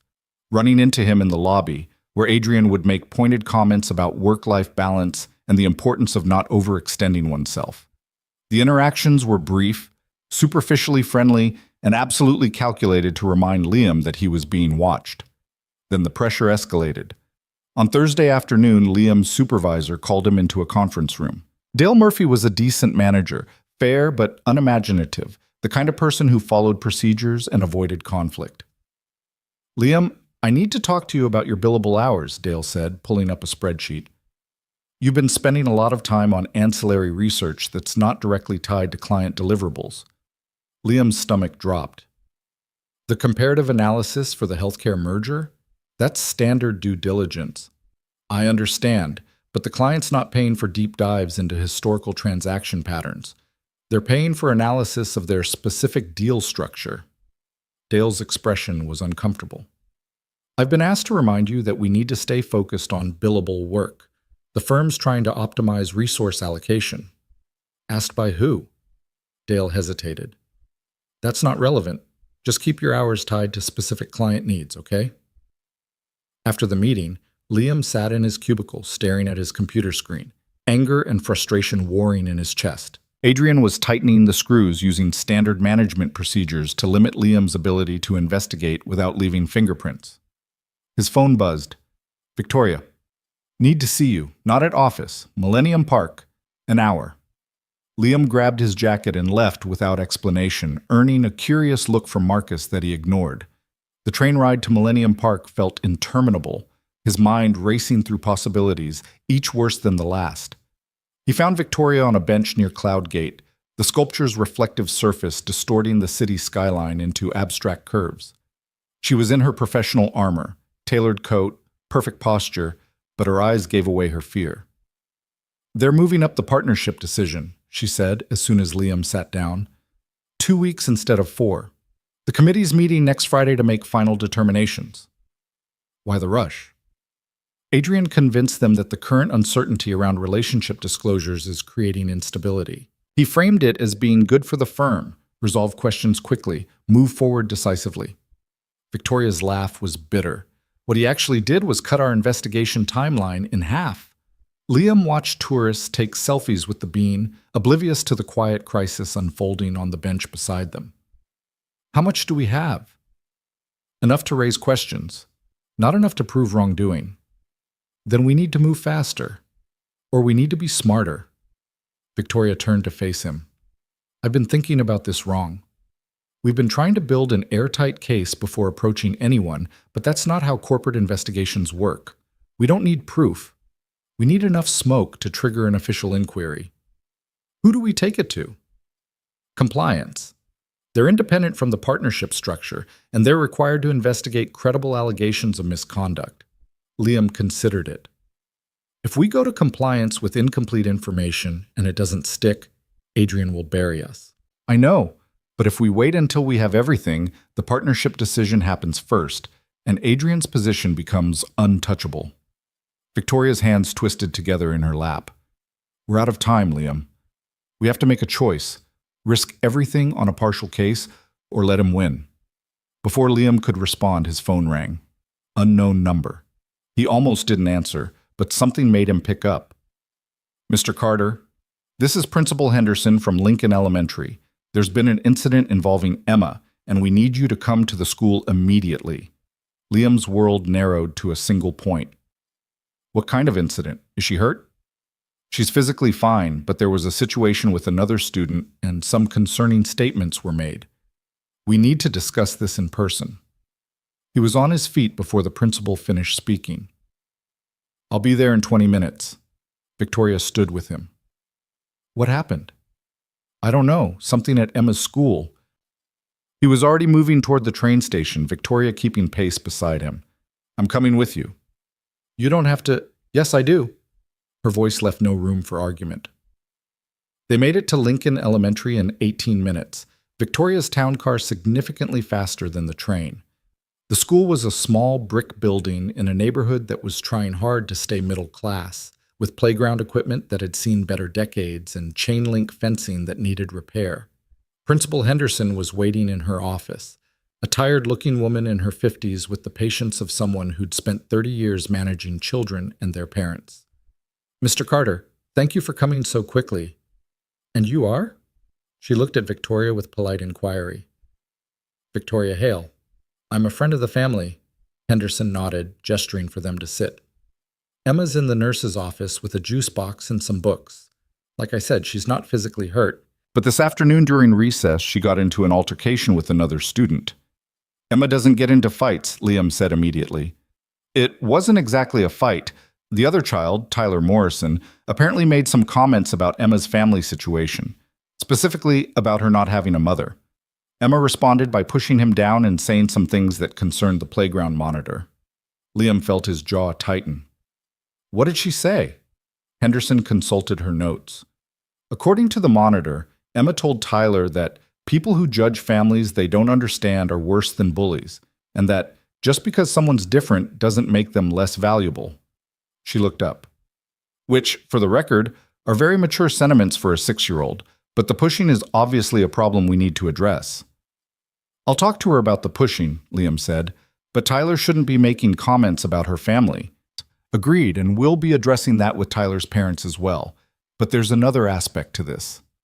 Henderson folded her hands on her desk. "Emma also mentioned that her dad has a girlfriend now, and that the girlfriend told her families come in all different shapes. The playground monitor noted this because it was the first any of us had heard about a change in your relationship status." Liam's blood went cold. He felt Victoria tense beside him. "I'm sorry," Henderson continued, "but given your custody arrangement and the documentation we have on file about Emma's family structure, we need to update our records when there are significant changes in household composition. It's standard procedure, especially for single-parent situations." "There's no change in household composition," Liam said carefully. "I'm dating someone. That doesn't mean she lives with us or has any kind of parental role." Henderson's gaze flicked to Victoria, then back to Liam. "I understand. But the school does need to be informed about adults who may be present in Emma's life on a regular basis. It's a safety protocol." Victoria spoke for the first time, her voice calm and professional. "Principal Henderson, I completely understand the school's position. For the record, I've met Emma a handful of times in casual settings. I'm not involved in her day-to-day care or school activities, and I certainly haven't positioned myself as a parental figure. I think Emma mentioned me today because she was defending her family structure against another child's judgment, and she included me as an example of her dad building a life despite being a single parent. It was a masterful deflection, acknowledging the situation while minimizing Victoria's role and reframing Emma's comments as self-defense rather than evidence of household changes." Henderson's expression softened slightly. "I appreciate the clarification, and I apologize if this feels intrusive. We just want to make sure Emma has the support and stability she needs." "She does," Liam said firmly. "Can I see her now?" Emma was sitting in the nurse's office looking small and defiant, her juice box empty and a stack of picture books beside her. When she saw Liam, her bottom lip trembled. "I'm sorry, Daddy. I know pushing is wrong." Liam knelt down in front of her, pulling her into a hug. "We'll talk about the pushing, but first tell me what Tyler said." "He said I don't have a real family because I don't have a mom, and that I'm weird." Emma's voice was muffled against his shoulder. "It made me really mad." "I know, Monkey. What he said was mean and wrong, but pushing him wasn't okay either." "I know." She pulled back, looking up at him with eyes that were too serious for 6 years old. "I told him families are different, and that's okay. Like Victoria told me." Liam glanced at Victoria, who was standing in the doorway looking stricken. "Victoria was right," Liam said gently. "Families do come in different shapes, but we still don't push people, even when they're being mean. You know that." "I know. I'm sorry." "Okay. We'll talk more at home, but right now I need you to apologize to your principal and promise to use your words instead of your hands next time." Emma nodded seriously, and they went back to Henderson's office where she delivered a sincere apology and accepted a one-day lunch detention for the pushing. On the way out of the school, Emma reached for Victoria's hand without hesitation, and Victoria's fingers closed around the small hand automatically. In the car, Liam felt the full weight of what had just happened settle over him. Adrian's investigation was one thing. HR reviews and partnership politics were professional problems with professional solutions. But this? Emma getting pulled into their carefully constructed fiction, defending a relationship that didn't really exist, getting in trouble because of statements Victoria had made trying to be kind. This was exactly what he'd feared from the beginning. "I'm so sorry," Victoria said quietly, reading his expression. "I never thought. It's not your fault." Liam watched Emma through the rearview mirror, absorbed in a book. She was defending herself. You gave her words that helped her feel less alone, and she used them. That's not a bad thing. But the school situation is manageable. I'll update their records, explain the situation. It's fine. But it wasn't fine, and they both knew it. The fiction they were maintaining had just leaked into Emma's world in a way that couldn't be easily contained. When they reached Liam's apartment, Victoria started to say goodbye, but Emma's voice stopped her. "Can Victoria stay for dinner, please?" Liam looked at Victoria, seeing his own exhaustion and uncertainty reflected back at him. They'd spent the day digging through evidence of fraud, racing against partnership timelines, and navigating school incidents. A normal person would go home, decompress, put distance between themselves and the chaos. Victoria didn't go home. "I'd love to stay," she said. Dinner was spaghetti from a box and sauce from a jar, served on mismatched plates at the kitchen table, while Emma explained in detail why velociraptors were actually much smaller than Jurassic Park suggested. Victoria listened with the same focused attention she brought to partnership meetings, asking questions and making observations that earned Emma's enthusiastic approval. After dinner, while Emma was in the bath, Liam and Victoria cleaned up in silence that felt both comfortable and charged with everything they weren't saying. "We need to make a decision," Victoria finally said, drying a plate. "About compliance. About the evidence we have. I know. If we wait, the partnership decision happens, and Adrian's position becomes unassailable. If we move now with what we have, we risk everything on an incomplete case." Liam set down the dish he'd been washing. "But there's a third option." "What?" "We don't go to compliance. We go to your father." Victoria's hands stilled. "What?" "Richard's on the board.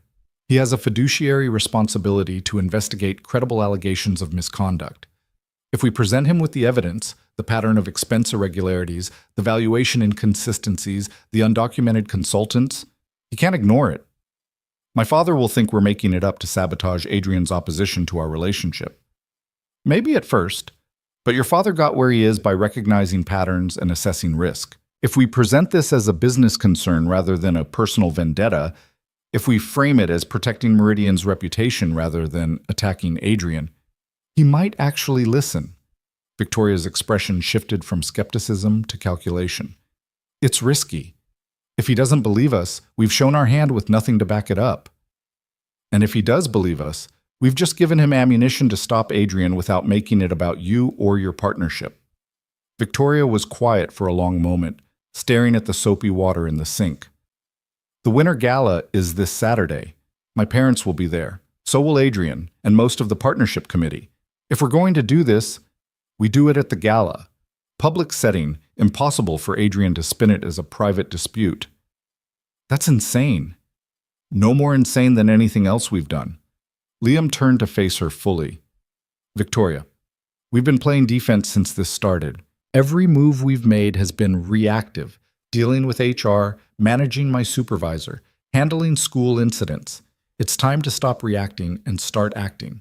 We take what we've found, we present it to your father in front of witnesses Adrian can't intimidate, and we let the facts speak for themselves. And if it backfires? If Adrian convinces everyone we're lying? Then we lose. But we were going to lose anyway if we did nothing." Emma emerged from the bathroom in her pajamas, hair damp and smelling like strawberry shampoo. "Victoria, do you want to see my dinosaur collection before you go?" "I would love to," Victoria said, and for the next 20 minutes, Liam watched from the doorway as his daughter and his fake girlfriend sat on the floor surrounded by plastic stegosauruses and triceratopses, building what Emma called the most accurate dinosaur habitat ever. When Victoria finally left, promising to see Emma again soon, Liam walked her to the door. "Saturday," she said quietly. "We do this Saturday." "We do this Saturday," he confirmed. She hesitated on the threshold, looking back toward Emma's room. "She's really special. Your daughter." "Yeah, she is." "I won't let this hurt her. Whatever happens with Adrian, with the partnership, with any of it, I won't let it touch Emma." "I know." Victoria met his eyes, and something passed between them that had nothing to do with fake relationships or corporate fraud, something real and terrifying in its honesty. "Thank you," she said, "for believing this could work, for not giving up when you had every reason to. Thank you for trusting me enough to ask." She left, and Liam stood in the doorway watching her navigate the stairs in designer heels that had no business in his neighborhood. When she reached the bottom and looked back up, he raised a hand in farewell. They had 3 days to prepare. 3 days to organize their evidence, coordinate their approach, and steel themselves for the confrontation that would determine everything. 3 days until they stopped running from Adrian Cross and started fighting back. Liam closed the door and went to tuck Emma in, finding her already half asleep with her stuffed rabbit. "Daddy?" she mumbled. "I like Victoria." "Yeah, monkey. Me too." "Is she going to be around for a while?" Liam thought about Saturday's gala, about the evidence they'd compiled, about all the ways this could explode in their faces. He thought about the careful fiction they'd constructed and the uncomfortable truth that somewhere along the way, it had started feeling less like fiction. "I hope so," he said quietly. "I really hope so."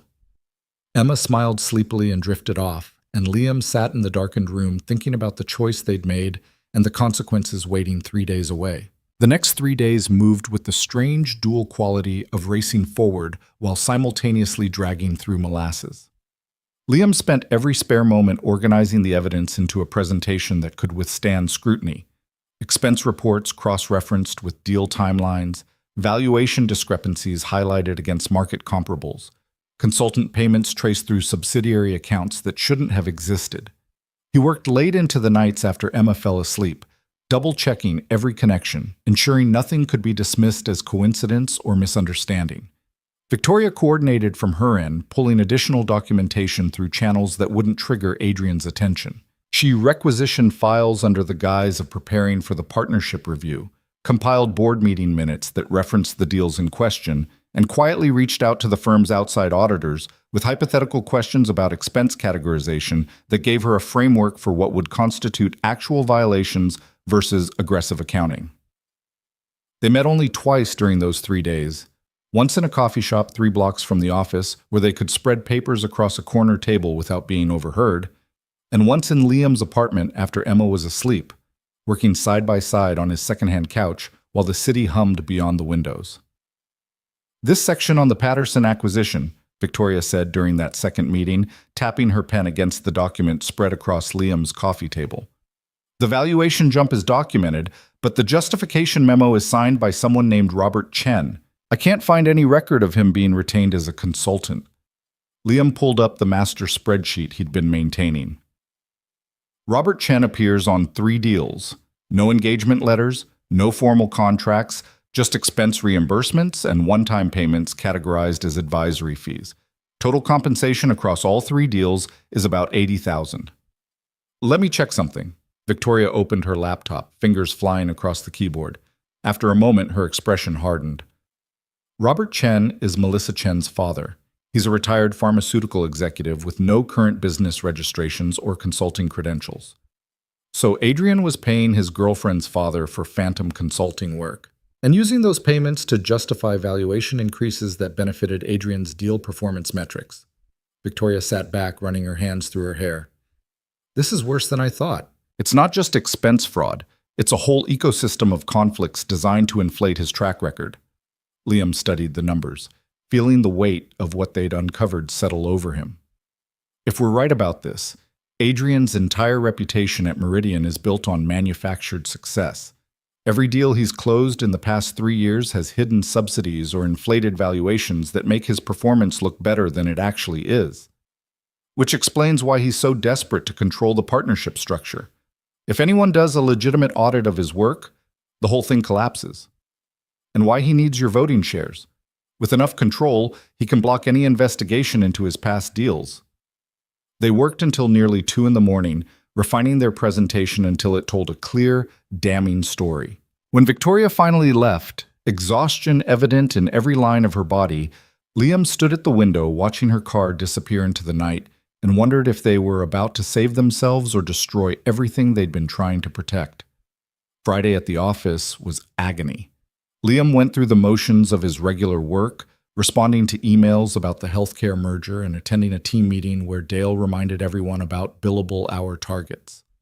Adrian was conspicuously absent in back-to-back meetings with the partnership committee, according to office gossip, making his final pitch for why the leadership structure needed to be formalized before year-end. Marcus stopped by Liam's desk during lunch, his expression more serious than usual. "So tomorrow's the big gala." "Yeah. You and Victoria going to make another dramatic appearance on the dance floor?" Liam managed a smile that felt hollow. "Something like that. Look, man, I don't know what's going on with you two and Adrian, but people are talking. There's a pool going about whether you'll still be employed on Monday." "A pool?" "Karen from accounting is running it. Current odds are 60-40 in favor of you getting reassigned to a different department." Marcus lowered his voice. "Just watch your back tomorrow, okay? Adrian doesn't play fair and he's got the home field advantage at these events." After Marcus left, Liam stared at his computer screen without seeing it, his mind already at the gala, rehearsing the confrontation that would determine everything. His phone buzzed with a text from Sarah, his babysitter, confirming she could stay late tomorrow night. Then another from Victoria. "Final prep tonight after Emma's asleep?" He typed back, "I'll be ready." That evening, after dinner and a prolonged bath time negotiation, where Emma insisted she needed to bring her entire dinosaur collection into the tub for scientific accuracy, Liam settled her into bed with her favorite story about a brachiosaurus who learned to be brave. "Daddy?" Emma asked as he finished the last page. "Is tomorrow a big day?" "Why do you ask?" "Because you've been thinking really hard all week. You get this line right here." She touched the space between his eyebrows. "When you're worried about big stuff." Liam smoothed her hair back from her forehead. "Tomorrow is kind of important. There's something I need to do that might change things at work." "Good changes or bad changes?" "I don't know yet, monkey, but whatever happens, you and me, we're going to be fine. That's not going to change." Emma considered this with the gravity of someone much older than 6. "Victoria's helping you, isn't she? With the big important thing?" "Yeah, she is." "Good. I like her. She listens when I talk about dinosaurs, and most grown-ups just pretend to listen." "She's pretty special," Liam agreed and realized he meant it. "Are you going to marry her?" The question hit like a punch to the solar plexus. "What? Emma, we've only been seeing each other for a little while." "But do you like her the way you liked Mommy? Before Mommy got sick and had to go away?" Liam sat on the edge of Emma's bed, choosing his words carefully. His daughter rarely asked about her mother. The memories were too fragmented, the loss too abstract. But when she did, he owed her honesty. "I like Victoria very much. But liking someone and marrying them are different things. Marriage is for when two people are absolutely sure they want to build a whole life together." "And you're not sure yet?" "It's complicated, monkey." Emma yawned, her eyes already drifting closed. "I think she makes you smile more." "That's good." After Emma fell asleep, Victoria arrived with 2 laptops and enough nervous energy to power the building. They spread out at the kitchen table, reviewing their presentation one final time, anticipating objections and preparing responses.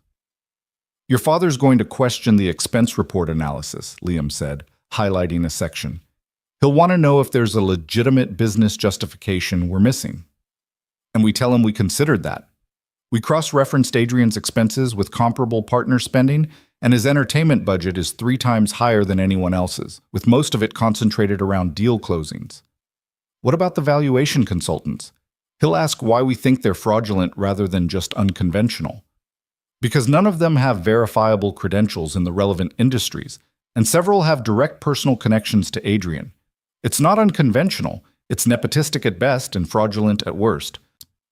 They went back and forth, stress-testing every conclusion, until Victoria finally closed her laptop and pressed her palms against her eyes. We're as ready as we're going to be. You sure about this? Liam asked quietly. Once we do this, there's no walking it back. Even if we're right, people will remember that you went after a senior partner. It could affect how you're perceived.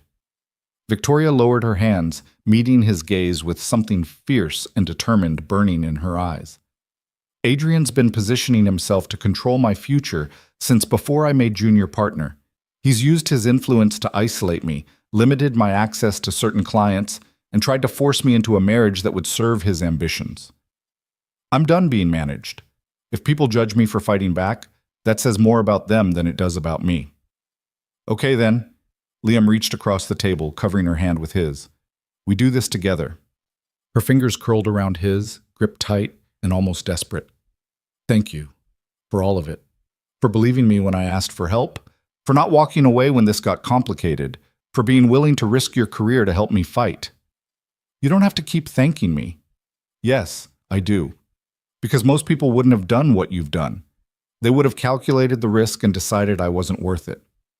Liam thought about that, about the careful calculus of self-preservation he'd been doing since Emma was born, always choosing the safe path because he had someone depending on him.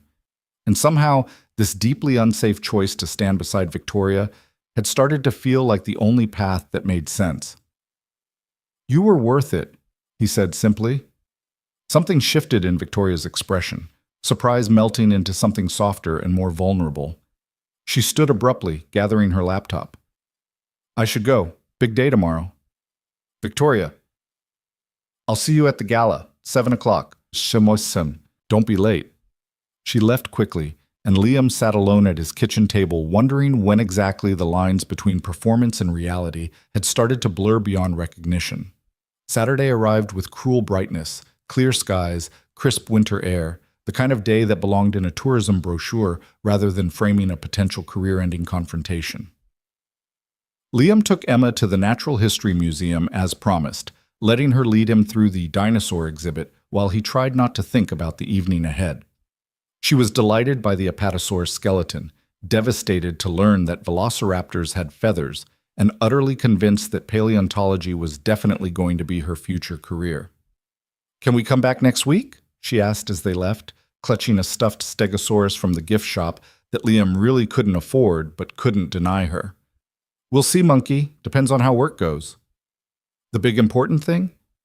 Yeah, the big important thing. Back home, Sarah arrived early to start her extended babysitting shift.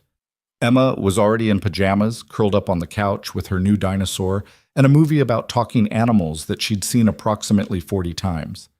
You clean up nice, Sarah said when Liam emerged from his bedroom in the tuxedo he'd rented for the occasion. Hot date? Work event. Should be done by midnight. Take your time. Emma and I are having a movie marathon. Liam kissed Emma's forehead, promising to tell her all about the fancy dinner when he got home, and headed out into the early evening with his stomach in knots. The gala was at the Four Seasons this time, even more opulent than the charity auction had been. The ballroom was decorated in winter whites and silvers, with ice sculptures catching the light from massive chandeliers and enough floral arrangements to stock a greenhouse. Liam arrived precisely at 7 to find the lobby already filling with Meridian's partners and their spouses, board members and investors, the kind of people for whom $1,000 a plate dinner was just another Saturday night. Victoria was waiting near the coat check, stunning in a silver gown that caught the light when she moved. When she saw him, relief flooded her face. You came. Did you think I wouldn't? I thought you might have come to your senses. She linked her arm through his, the gesture familiar now after weeks of practice. My parents are already at our table. So is Adrian. Perfect. Nothing like dinner conversation with the man we're about to accuse of fraud. Liam, I'm fine. Let's do this. The ballroom was even more impressive than the lobby, with round tables arranged around a central dance floor and a stage where the evening speeches would take place. Richard and Catherine were indeed at their assigned table, along with 2 other couples Liam didn't recognize, and Adrian with Melissa Chen on his arm. Adrian's smile when he saw them approach was poisonously pleasant. Victoria, Liam, so glad you could join us. Wouldn't miss it, Victoria said smoothly, taking her seat. Dinner was a masterclass in polite warfare. Courses arrived with clockwork precision: seared scallops, duck confit, something involving truffles that probably cost more than Liam's monthly grocery budget, while conversation flowed in careful channels around business developments and market forecasts. Adrian held court with the easy confidence of someone certain of his position, making subtle digs about work-life balance and the challenges of managing competing priorities that were clearly aimed at Liam. "I hear your daughter had some trouble at school this week," Adrian said during the third course, his tone sympathetic in a way that set Liam's teeth on edge. 6-year-olds can be so sensitive to disruption in their routines. Victoria's hand found Liam's under the table, a warning squeeze. "Emma's fine," Liam said evenly. "Kids are resilient." Of course, though one wonders about the impact of parental stress on children that age. Single parenthood is challenging enough without adding workplace complications. Catherine cleared her throat delicately. "Adrian, perhaps we could discuss something other than other people's children at dinner." "You're absolutely right. My apologies." Adrian raised his wine glass. "To new beginnings and the exciting changes ahead for Meridian." The toast felt like a threat. Liam forced himself to sip his wine and maintain his expression while his mind raced through their plan, checking contingencies and backup strategies. After dinner, the evening shifted into networking mode. People circulated between tables, forming clusters of conversation while the orchestra played background music. Richard excused himself to speak with several board members near the bar, and Catherine drifted toward a group of women discussing some charity initiative. Adrian stood, offering his arm to Melissa. "If you'll excuse us, I need to make the rounds before the speeches begin." As he passed behind Victoria's chair, he leaned down, voice pitched for only them to hear. "Enjoy the evening. It's the last gala you'll attend as Meridian partners." He was gone before either could respond, disappearing into the crowd with Melissa trailing behind him. "That was a threat," Liam said quietly. "That was a promise. He thinks he's already won." Victoria's jaw was set, her eyes tracking Adrian across the room. "Which means he's not expecting us to fight back. When do we approach your father?" "After the first round of speeches. He'll be in the private lounge with the senior board members. That's when we present everything." The next hour crawled. Liam made small talk with people whose names he promptly forgot, nursed a single glass of champagne to keep his head clear, and watched the room with growing tension. Victoria circulated separately, maintaining appearances, but he caught her glancing toward the private lounge entrance every few minutes. Finally, the speeches began. The CEO welcomed everyone, thanked them for their continued commitment to Meridian's growth, and introduced the CFO, who presented year-end financial highlights that meant nothing to most of the room but sounded impressive. Then came the announcement everyone had been waiting for. "This year has brought significant changes to our leadership structure," the CEO continued. "We're pleased to announce several promotions and organizational adjustments that will position Meridian for continued success." Liam felt Victoria tense beside him. Effective January 1st, Adrian Cross will be assuming the role of managing partner, with expanded authority over strategic initiatives and partnership oversight. Scattered applause filled the room. Adrian stood at his table, accepting congratulations with practiced humility. "Additionally, we're pleased to announce the elevation of 3 new partners." The CEO read 3 names, none of them Victoria's. "These additions bring fresh perspectives and deep expertise to our leadership team." Victoria's face remained perfectly composed, but Liam saw the tightness around her eyes, the rigid set of her shoulders. The CEO concluded the announcements with platitudes about teamwork and vision, and the room erupted in applause. As people surged toward the bar for celebratory drinks, Victoria gripped Liam's arm. "Now! We go now!" They moved toward the private lounge, a smaller room off the main ballroom where the senior partners and board members gathered for less public conversations. A security guard stood at the entrance, but he recognized Victoria and stepped aside. The lounge was elegant and intimate, with leather furniture and subdued lighting. Richard was there along with 5 other board members, drinks in hand, discussing something that fell silent when Victoria and Liam entered. "Victoria?" Richard's expression was surprised but not displeased. "This is a private conversation." "I know, Dad, but we have something you need to see before you finalize Adrian's promotion." The temperature in the room dropped several degrees. One of the board members, Harrison Campbell, Liam recognized him from photos, frowned. "This is hardly the time or place." "It's exactly the time and place," Victoria interrupted, her voice steady and clear. "Because what we've found affects Meridian's legal exposure and fiduciary responsibility, and you need to know about it before Adrian assumes a position where he can block investigation." Richard's eyes narrowed. "That's a serious accusation. I hope you have serious evidence to back it up." "We do." Victoria pulled out her phone, connecting it to the room's presentation screen. Liam moved to stand beside her, presenting a unified front as the first slide appeared, a timeline of Adrian's major deals from the past 3 years. For the next 20 minutes, they walked the board through everything they'd found: the expense irregularities, the undocumented consultants with personal connections to Adrian, the valuation adjustments that consistently benefited Adrian's performance metrics while inflating transaction prices, the pattern of payments to Robert Chen, whose only qualification was being Melissa Chen's father.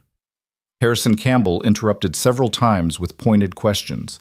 Victoria answered each one with documented evidence, pulling up expense reports and email exchanges that supported every claim. Liam provided context from his restructuring analysis, showing how the valuation patterns deviated from industry standards. "This is circumstantial," another board member objected. "Aggressive expense management and using unconventional consultants isn't necessarily fraud. It is when the consultants have no relevant expertise and direct financial interest in inflating valuations," Victoria countered, "and when the pattern is consistent across multiple deals with no legitimate business justification." Richard had remained silent throughout the presentation, his expression unreadable. Now he stood, moving to examine the screen more closely. "You're alleging that Adrian has been systematically inflating deal values and misappropriating firm resources for personal benefit." "Yes," Victoria said, "and that he's been doing this for at least 3 years.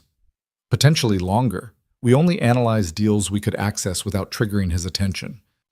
Richard turned to face her, and Liam saw something in his expression that made his blood run cold. Not anger at Adrian, but disappointment in Victoria. "You've been investigating a senior partner without authorization, accessing confidential deal files, analyzing expense reports, building a case against a colleague." Richard's voice was ice. "Do you understand how this looks? My daughter, passed over for partnership, presenting allegations against the man who was just promoted? Dad, it looks like sour grapes, like you're manufacturing a scandal because you didn't get what you wanted." "That's not what this is," Liam interjected. "The evidence stands on its own, regardless of who found it." Richard's attention shifted to him, and Liam felt the full weight of the man's scrutiny. "Mr. Carter, you're a restructuring analyst. What possible business justification did you have for pulling expense reports on deals outside your current client assignments?"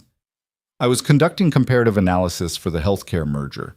Historical transaction patterns are standard due diligence. For transactions relevant to your client's industry, Adrian's deals span multiple sectors with no connection to healthcare. You weren't doing due diligence. You were fishing." The door opened and Adrian entered with 2 other senior partners, Melissa hovering behind them. His expression when he saw the presentation on the screen was a perfect mask of confused concern. "What's going on here?" Harrison Campbell gestured at the screen. "Victoria and her companion have been presenting allegations about your deal management practices." Adrian studied the slides, his face carefully neutral. "I see. May I respond?" "Please do," Richard said. Adrian moved to stand beside the screen, and Liam watched him transform into the polished dealmaker who'd built his reputation at Meridian. "I understand how this might look concerning to someone unfamiliar with complex transaction dynamics. But every consultant referenced in this analysis was retained for specific expertise. Robert Chen, for instance, provided invaluable insight into pharmaceutical supply chain logistics based on 30 years of industry experience." "He has no consulting credentials," Victoria countered. "Credentials aren't required for subject matter expertise. We frequently use retired executives for specialized knowledge." Adrian advanced to the next slide. "As for the expense patterns, yes, I invest heavily in relationship development. That's how deals get closed. Every dinner, every hotel meeting, every travel expense was in service of client success." And the valuation adjustments? Liam asked. The consistent pattern of price increases justified by consultants with personal connections to you? Due diligence frequently reveals information that changes valuations. That's not fraud, it's thorough analysis. Adrian's smile was sympathetic. I appreciate your concern, but you're seeing malice where there's simply good deal-making. One of the other board members nodded slowly. It's aggressive, Adrian, but I don't see clear evidence of misconduct. Actually, a new voice cut through the room, you should see plenty of evidence if you look at the complete picture. Everyone turned toward the door where Catherine Hale stood, her phone in her hand and her expression carved from granite. I've been listening from the hallway, she said, moving into the room. And I've been doing some research of my own. Richard, check your email. I just forwarded you something interesting. Richard pulled out his phone, his frown deepening as he read whatever Catherine had sent. Where did you get this? From Melissa's Instagram account, which she's apparently never set to private. Fascinating what people post when they think no one's watching. Catherine moved to the presentation screen, taking control and pulling up a series of photos. These are from the past 18 months. Melissa Chen on a yacht in the Caribbean, posted during the Whitmore merger closing. At the Mandarin Oriental in New York, same weekend as one of Adrian's unexplained hotel stays. At Per Se, the dinner Adrian charged to the Whitmore deal account. The photos were damning.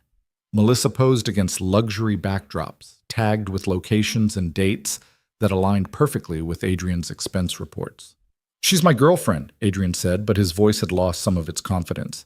There's nothing inappropriate about billing personal vacations with your girlfriend as business expenses? Catherine's tone could have cut glass. About paying her father $80,000 in consulting fees when he has no relevant expertise? About systematically inflating deal values to mask the misappropriation of firm resources? She advanced through more photos, Robert Chen at what appeared to be a family dinner, toasting with Adrian. Melissa wearing jewelry that probably cost more than Liam made in a year. Adrian and Melissa at locations that corresponded exactly with the unexplained hotel charges. This isn't circumstantial, Catherine concluded. This is a pattern of using Meridian's money to fund a lifestyle while disguising it as legitimate business expenses. And the valuation inflation? That's securities fraud if those numbers were used in any filings or investor presentations. The room was utterly silent. Adrian's expression had gone from confident to cornered, his hands clenched at his sides. Richard looked at Harrison Campbell. Call compliance, now, and get our outside counsel on the line. Richard, this is clearly a misunderstanding, Adrian began. This is clearly a disaster, Richard interrupted. Whether it rises to criminal fraud or simply gross misconduct, it's a liability this firm can't afford. You're suspended pending investigation, effective immediately. You can't do this based on social media photos and circumstantial analysis. I can do this based on my fiduciary responsibility to this firm and its clients. If you're confident in your innocence, the investigation will clear you. Richard's voice was steel. Until then, you're to have no contact with clients, no access to deal files, and no involvement in partnership decisions. Adrian's gaze swept the room, landing finally on Victoria with something dark and furious burning in his eyes. This isn't over. Yes, Catherine said quietly. It is. Security was called. Adrian was escorted from the lounge, Melissa following in his wake with tears streaming down her face. The board members erupted into urgent conversation about damage control and legal exposure. In the chaos, Liam felt Victoria's hand find his, gripping tight enough to hurt. We did it, she whispered, her voice shaking. No, Liam said, squeezing back. You did it. I just helped you pull the trigger. Richard approached them, his expression complicated. Victoria, I need to speak with you privately. Anything you say to me, you can say in front of Liam. Richard glanced at Liam, then back to his daughter. You took an enormous risk bringing this forward. If you'd been wrong, but I wasn't wrong. No, you weren't. He paused, and something in his face softened fractionally. Your mother told me weeks ago that Adrian was positioning himself inappropriately. I told her I needed evidence before I could act. You gave me that evidence. So what happens now? Now compliance conducts a formal investigation. If the findings support your analysis, Adrian will be terminated and possibly face criminal charges. The partnership announcement will be revised. And you, Richard looked between them. You'll both need to be available for interviews and depositions. Understood, Victoria said. Catherine appeared at Richard's elbow. The CEO wants to make a statement. We need to coordinate messaging before people start speculating. I'll be right there. Richard turned back to Victoria. We'll talk more tomorrow, but for tonight, thank you for having the courage to bring this forward. He left with Catherine, the other board members following in their wake, until Liam and Victoria were alone in the private lounge with the evidence of Adrian's misconduct still displayed on the screen. Victoria sank into one of the leather chairs, her carefully maintained composure finally cracking. We actually did it. Liam sat beside her. How are you feeling? Terrified. Relieved? Like I might throw up. She laughed shakily. That's normal, right? Completely normal. He reached over, covering her hand with his. You were incredible in there. The way you presented the evidence, the way you stood up to your father, the way my mother swooped in with Instagram receipts and saved our asses. Victoria smiled through what might have been tears. I had no idea she was investigating too. Your parents make a formidable team. Yeah, they do. She was quiet for a moment, her thumb tracing absent patterns on the back of his hand. What happens now? With us, I mean. The fake relationship. We don't need it anymore. Liam felt something tighten in his chest. No, I guess we don't. So we should probably stage that breakup we talked about.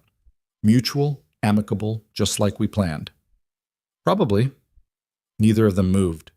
Victoria's hand stayed in his, warm and real and utterly unlike the careful performance they'd been maintaining. The thing is, Victoria said quietly, somewhere in the middle of all this, I forgot we were pretending. Yeah, Liam said.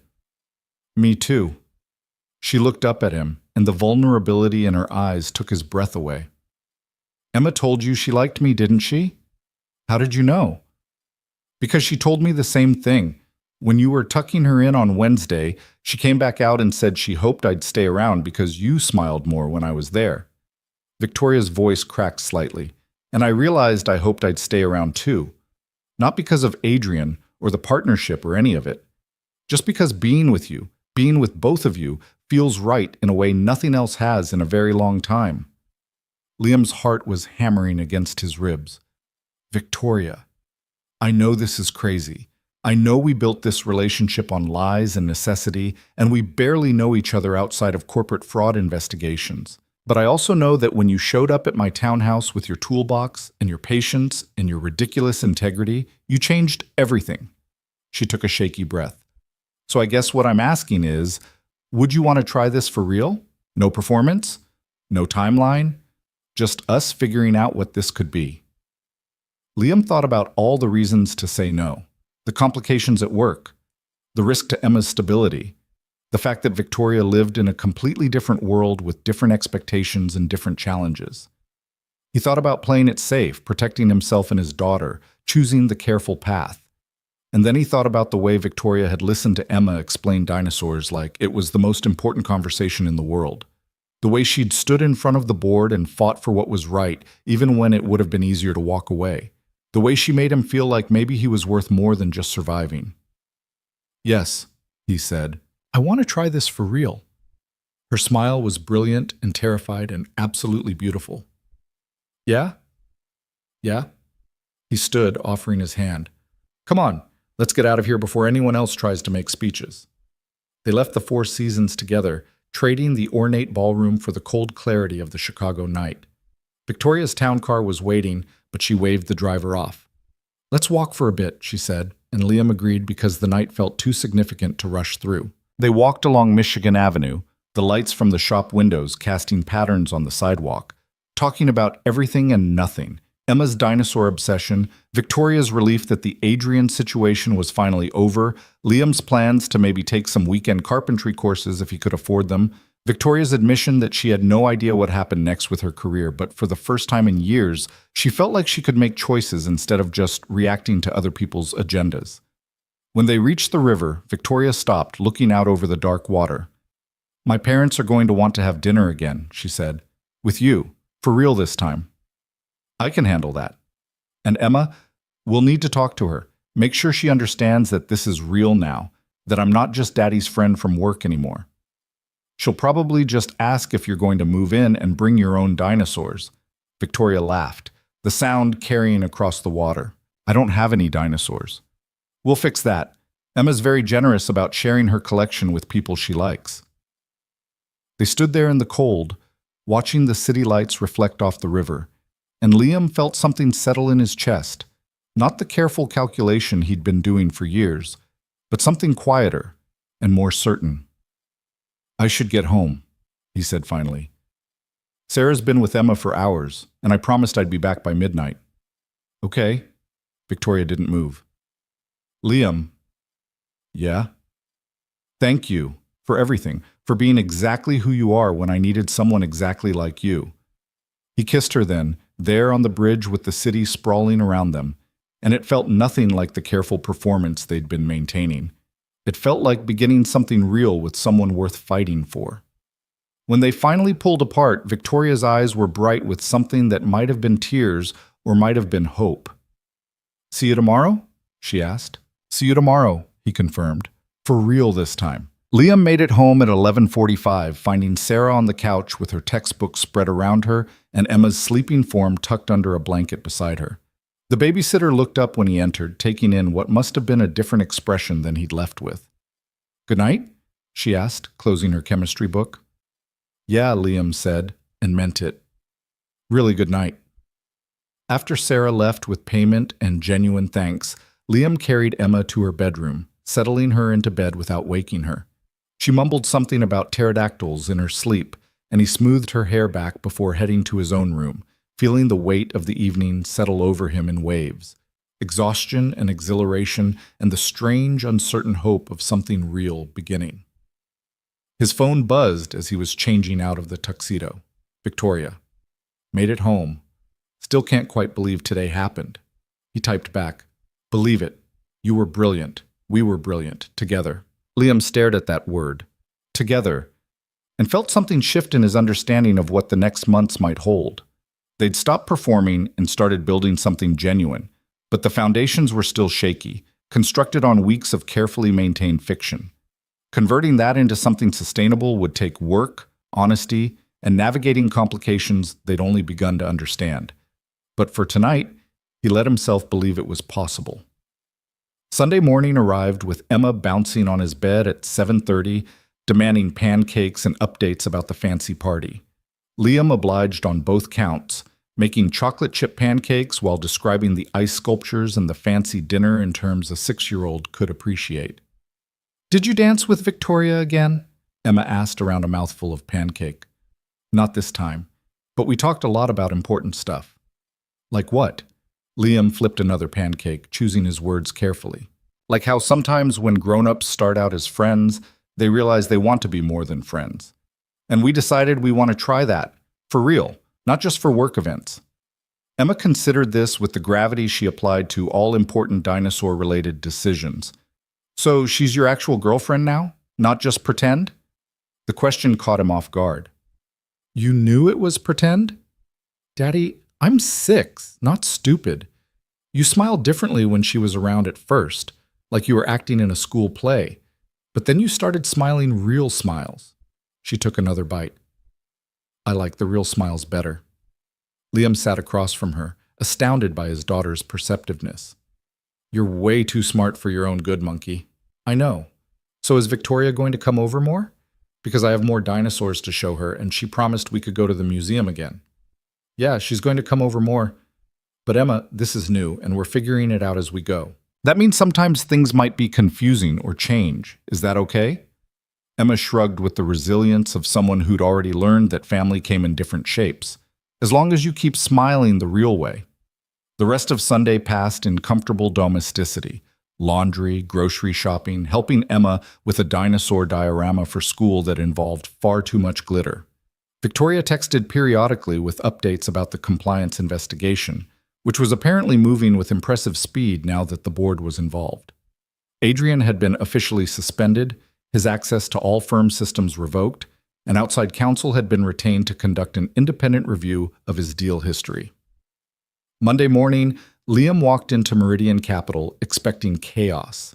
What he found was something more subtle, a building-wide awareness that something significant had shifted. People clustered in hallways, speaking in low voices. Marcus intercepted him before he'd even reached his cubicle. "Dude, what the hell happened Saturday?" "Adrian suspended, pending investigation." "Yeah, I got the email Sunday night, but nobody knows why, and the rumor mill is working overtime. Karen from accounting thinks it's embezzlement. Dale heard it was sexual harassment. What's the actual story?" Liam set down his bag, weighing how much he could say. "Financial irregularities, that's all I can share." "Financial irregularities that you and Victoria discovered?" "We flagged some concerns, the board took it from there." Marcus studied him with renewed interest.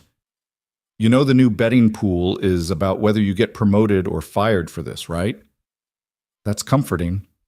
"Current odds are in your favor." "Barely." Marcus lowered his voice. "Seriously, though, watch yourself. Adrian has friends here, and suspended doesn't mean powerless." The warning proved prescient. By Tuesday, Liam noticed the subtle freeze-out. Colleagues who normally stopped to chat suddenly finding urgent reasons to be elsewhere. Meetings where he wasn't included despite working on relevant projects. A general atmosphere of people distancing themselves from someone who might be toxic by association. Dale called him in Wednesday afternoon, looking profoundly uncomfortable. "Liam, we need to discuss your current assignments." "Okay." "The healthcare merger client has requested a different analyst. They're not comfortable with the recent situation." Liam felt his jaw tighten. "I haven't been accused of anything. I helped identify financial irregularities." "I understand, but the client doesn't want to be associated with controversy, and they've made their preference clear." Dale pulled up a project list. "I'm reassigning you to the Riverside Partners restructuring. It's solid work, good exposure, just a different client base." The translation: clients who had less political capital and couldn't afford to be picky about which analysts they got. "Fine," Liam said, though it wasn't fine. It was the beginning of professional consequences he'd known were possible, but hoped might be avoided. When he left Dale's office, he found Victoria waiting in the hallway, her expression carefully neutral, but her eyes sharp with concern. "You got reassigned. News travels fast." "I'm sorry, this is because of the investigation." "This is because I chose to help you, and I'd make the same choice again." Liam softened his tone. "I knew there'd be fallout. It's manageable." "It shouldn't be happening at all." Victoria glanced around, then lowered her voice. "My father wants to meet with you. Officially. He has questions about the analysis you conducted." "When?" "Tomorrow morning, his office, 9 a.m. And Liam?" She caught his arm as he started to walk away. "He's not trying to intimidate you. He's trying to understand your methodology, so compliance can replicate it across Adrian's other deals." That meeting took place in Richard Hale's corner office, an intimidating space of dark wood and leather furniture with views of the Chicago skyline that reinforced exactly where Liam stood in the corporate hierarchy. Richard was behind his desk when Liam arrived, reading glasses perched on his nose as he reviewed documents. "Mr. Carter, sit." Liam sat, maintaining eye contact despite every instinct screaming at him to look away. "I've reviewed your analysis of Adrian's expense patterns and valuation methodologies. It's thorough work, more thorough than some of our senior analysts would have produced." Richard removed his glasses. "Where did you learn to cross-reference subsidiary accounts with expense allocations?" "I've been doing restructuring analysis for 4 years. You learn to look for money that doesn't add up, and you applied those skills to investigating a senior partner without authorization. I applied them to understanding patterns in deal structures that were relevant to my client work. The fact that those patterns revealed misconduct was a consequence, not the objective." Richard's expression didn't change. "That's a careful answer." "It's the truth." "Perhaps." Richard leaned back in his chair. "Compliance wants to hire you as a consultant for the remainder of the investigation. They need someone who understands both the restructuring methodology and the specific irregularities you identified. The contract would be 6 months, full-time, significant pay increase." Liam blinked, blindsided by the offer. "I'm not a compliance specialist."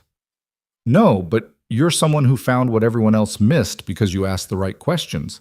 That's more valuable than credentials." Richard slid a folder across the desk. "Think about it. The offer's open until next week. As Liam stood to leave, Richard spoke again. My daughter believes you're someone worth taking seriously. Given her judgment in this matter proved more reliable than mine, I'm inclined to agree. It wasn't an apology, but coming from Richard Hale, it was probably as close as Liam would get. The compliance offer sat on Liam's kitchen table for 3 days while he weighed the implications. More money, desperately needed money, and recognition for his analytical skills, but also 6 months of being the face of Adrian's downfall, of depositions and interviews and making enemies of anyone who'd benefited from Adrian's network. He talked it through with Victoria over coffee on Friday evening, sitting in the Italian restaurant that had become their place despite its terrible acoustics. You should take it, Victoria said. It's a career maker. Compliance work at this level, exposure to board-level investigations. People build whole careers on less. And what happens to us while I'm spending 60 hours a week being interrogated about expense reports? She reached across the table, covering his hand with hers. We figure it out. Together, remember? Together's a lot harder when one of us is working insane hours and the other's dealing with partnership politics. Then we make it work anyway. Victoria's grip tightened. Liam, I didn't fight this hard to build something real with you just to let logistics get in the way. If you want this job, take it. We'll handle the rest. He studied her face, seeing the determination there and the genuine belief that they could navigate whatever complications arose. Okay, he said. I'll take it. The partnership announcement came the following Monday, revised, as Richard had promised. Victoria's name was on the list this time, along with 3 others whose promotions had been delayed pending resolution of organizational restructuring. The official statement made no mention of Adrian, but everyone knew the restructuring meant his removal. Marcus appeared at Liam's new compliance office with a grin that could have lit the city. Your girlfriend made partner. That's got to feel good. It does, Liam admitted. And it did, despite the complications it added to their still new relationship, the power dynamic shift, the heightened scrutiny they'd face, the gossip that would follow them. Victoria called him an hour later, her voice bright with emotion barely contained. I made partner. I heard, congratulations. My first official act as partner is taking my boyfriend to dinner to celebrate, somewhere expensive where they don't know us and won't care about corporate politics. Your boyfriend? Well, you are, aren't you? Officially and everything? Liam smiled despite the absurdity of having this conversation in his office where anyone could overhear. Yeah, I am. Good. Because I already made reservations, and it would be awkward to cancel. That dinner happened on Saturday, at a restaurant in a neighborhood far enough from Meridian's usual haunts that they could relax without constantly scanning for colleagues. They talked about everything: Victoria's partnership responsibilities, Liam's first week with compliance, Emma's latest dinosaur obsession, the fact that they'd somehow managed to build something real out of a fake relationship born from desperation. I keep waiting for the other shoe to drop, Victoria admitted over dessert, for this to feel too good to be sustainable. Maybe it is sustainable. Maybe we just got lucky. Lucky because you agreed to help a near stranger avoid an arranged marriage by pretending to be her boyfriend? Lucky because that near stranger turned out to be someone worth fighting for. Victoria's eyes shimmered with something that might have been tears. I want you to meet my parents again, for real this time. Not as my fake boyfriend or my investigation partner, but as the person I'm actually building a life with. That's terrifying. I know, but they've been asking, and my mother's started making pointed comments about wanting to know Emma better, and I think we've delayed long enough. That meeting happened 2 weeks later at Richard and Catherine's penthouse overlooking the lake. Liam brought Emma this time, who was initially intimidated by the marble floors and expensive art, before Catherine produced a collection of National Geographic magazines about dinosaurs and won her over completely. Richard was more reserved, but he watched Emma explain the difference between herbivores and carnivores to his wife with something approaching approval. She's bright, he told Liam during a quiet moment on the balcony. Reminds me of Victoria at that age, curious, confident, unafraid to correct adults when they're wrong about facts. But Emma's never met a fact she didn't want to verify, Liam agreed. Richard was quiet for a moment, looking out over the city. I owe you an apology. When Victoria first introduced you, I made assumptions about your motivations based on superficial circumstances. I was wrong. You were protecting your daughter. I was prejudging you based on income disparity and single-parent status. That's not protection, it's prejudice. Richard turned to face him. You've proven yourself someone of integrity and capability. That matters more than which tax bracket you occupy. It wasn't effusive, but coming from Richard Hale, it was significant. Inside, Catherine and Emma had progressed from dinosaurs to baking, producing cookies that were enthusiastically, if not skillfully, decorated. Victoria watched them with an expression Liam couldn't quite read, something soft and yearning that made his chest tight. She's good with Emma, Richard observed. Yeah, she is. Victoria's always wanted children. She just never thought she'd have the space in her life to make it work. Richard's gaze was assessing. Seems like she's reconsidering that calculation. The implications of that statement hung in the air, too significant to address directly, but impossible to ignore. The compliance investigation concluded in March, 3 months after the gala. Adrian was formally terminated, his partnership shares revoked, and criminal charges filed for wire fraud and securities violations related to the inflated valuations. Several of his deals were unwound or renegotiated, costing Meridian millions in settlements, but protecting them from larger regulatory exposure. Liam's 6-month contract was extended to a permanent position as senior compliance analyst, with a salary that finally allowed him to breathe without constantly calculating whether he could afford groceries and rent in the same week. He moved Emma to a better school district, fixed the bathroom leak that had been annoying him for 2 years, and opened a college savings account that had more than $17 in it. Victoria's partnership came with its own complications: longer hours, more travel, the constant pressure of proving she deserved the promotion rather than receiving it as consolation for the Adrian situation. But she navigated it with the same fierce competence she'd applied to everything else, and slowly, the whispers about nepotism faded into respect for her actual work. They found their rhythm gradually, learning to balance Emma's needs with Victoria's partnership demands and Liam's compliance schedule. Dinner at Liam's apartment twice a week. Museum trips with Emma on Saturdays when Victoria wasn't traveling. Sunday brunches that sometimes included Richard and Catherine, who developed an unexpected fondness for Emma's enthusiastic dinosaur lectures. It wasn't always smooth. There were arguments about scheduling and disagreements about how much of Victoria's world Emma should be exposed to, and difficult conversations about what their future actually looked like, given their different backgrounds and circumstances. But they worked through it with the same determined honesty they'd applied to investigating Adrian. No pretense, no performance, just two people figuring out how to build something real. 6 months after the gala, Victoria showed up at Liam's apartment on a Tuesday evening with takeout and a bottle of wine, and an expression that suggested she'd been working up courage all day. I need to talk to you about something, she said after Emma was in bed, and they were settled on the couch with their food. Liam's stomach dropped. Okay. My lease is up next month, and I've been thinking about what I want my life to look like going forward. She set down her wine glass. I don't want to keep splitting time between your place and mine. I don't want Emma to think of me as someone who visits occasionally. I want to be part of your daily life, both of your daily lives, in a real permanent way. Victoria, I know it's fast. I know we've only been really together for 6 months, and conventional wisdom says we should wait longer before making big decisions. But we built this relationship in crisis mode, and we've already survived things that break most couples. I don't want to waste time being careful when I'm already sure. Liam felt his heart hammering. Sure about what? About you. About Emma. About wanting to build a life that includes school pickups and dinosaur dioramas, and arguing about whether we can afford the museum membership. She took a shaky breath. About wanting to be part of your family, if you'll have me. He set down his own glass, pulling her close.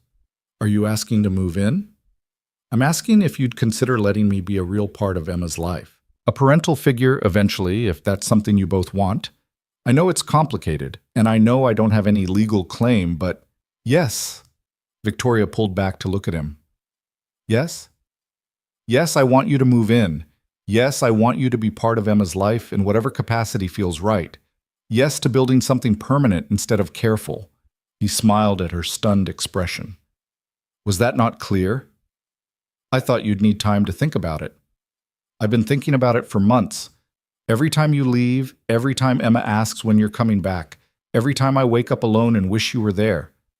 I've been thinking about it. He cupped her face in his hands.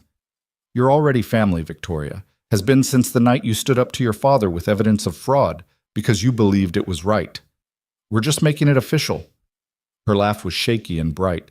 We should probably ask Emma. Probably. But I already know what she'll say. They asked her the next morning over pancakes, the chocolate chip kind that had become tradition for important conversations. Emma listened with the gravity of someone being consulted on matters of great significance, then announced that Victoria could absolutely move in, but she'd need to bring some of her own dinosaurs because sharing was important, but so was everyone having their own collection. The logistics took another month, coordinating leases, moving Victoria's furniture into storage because Liam's apartment couldn't accommodate two households, having difficult conversations with Emma about what it meant to have Victoria living with them full-time. They found a new place together, bigger but still affordable, in a neighborhood with good schools and a park where Emma could play. Richard and Catherine helped with the move, which Liam found both surreal and touching. Watching Richard Hale carry boxes up 3 flights of stairs while Catherine organized Emma's dinosaur collection by geological period felt like crossing some threshold into a reality he'd never quite imagined for himself. You know, Catherine said during a break, watching Victoria and Emma arrange books in the new apartment's living room. When Victoria first told us she was bringing someone to dinner, I was skeptical. I thought she was making a rash decision to avoid Adrian's pressure. I'm glad I was wrong. So am I, Liam said. You've been good for her. She smiles more, laughs more freely. She's still ambitious, still driven, but there's a lightness to her that wasn't there before. She's been good for us too.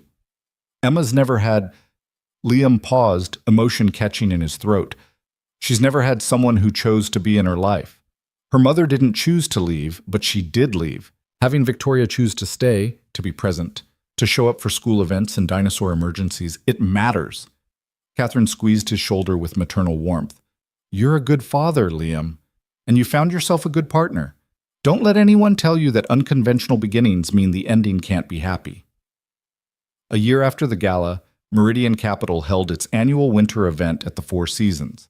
Same venue, same excessive ice sculptures, but an entirely different context for Liam and Victoria. They arrived together, Victoria resplendent in a navy gown, and Liam comfortable now in his own tuxedo, no longer borrowed from Marcus. Emma was with Sarah for the evening, bribed with promises of a museum trip the next day if she went to bed on time.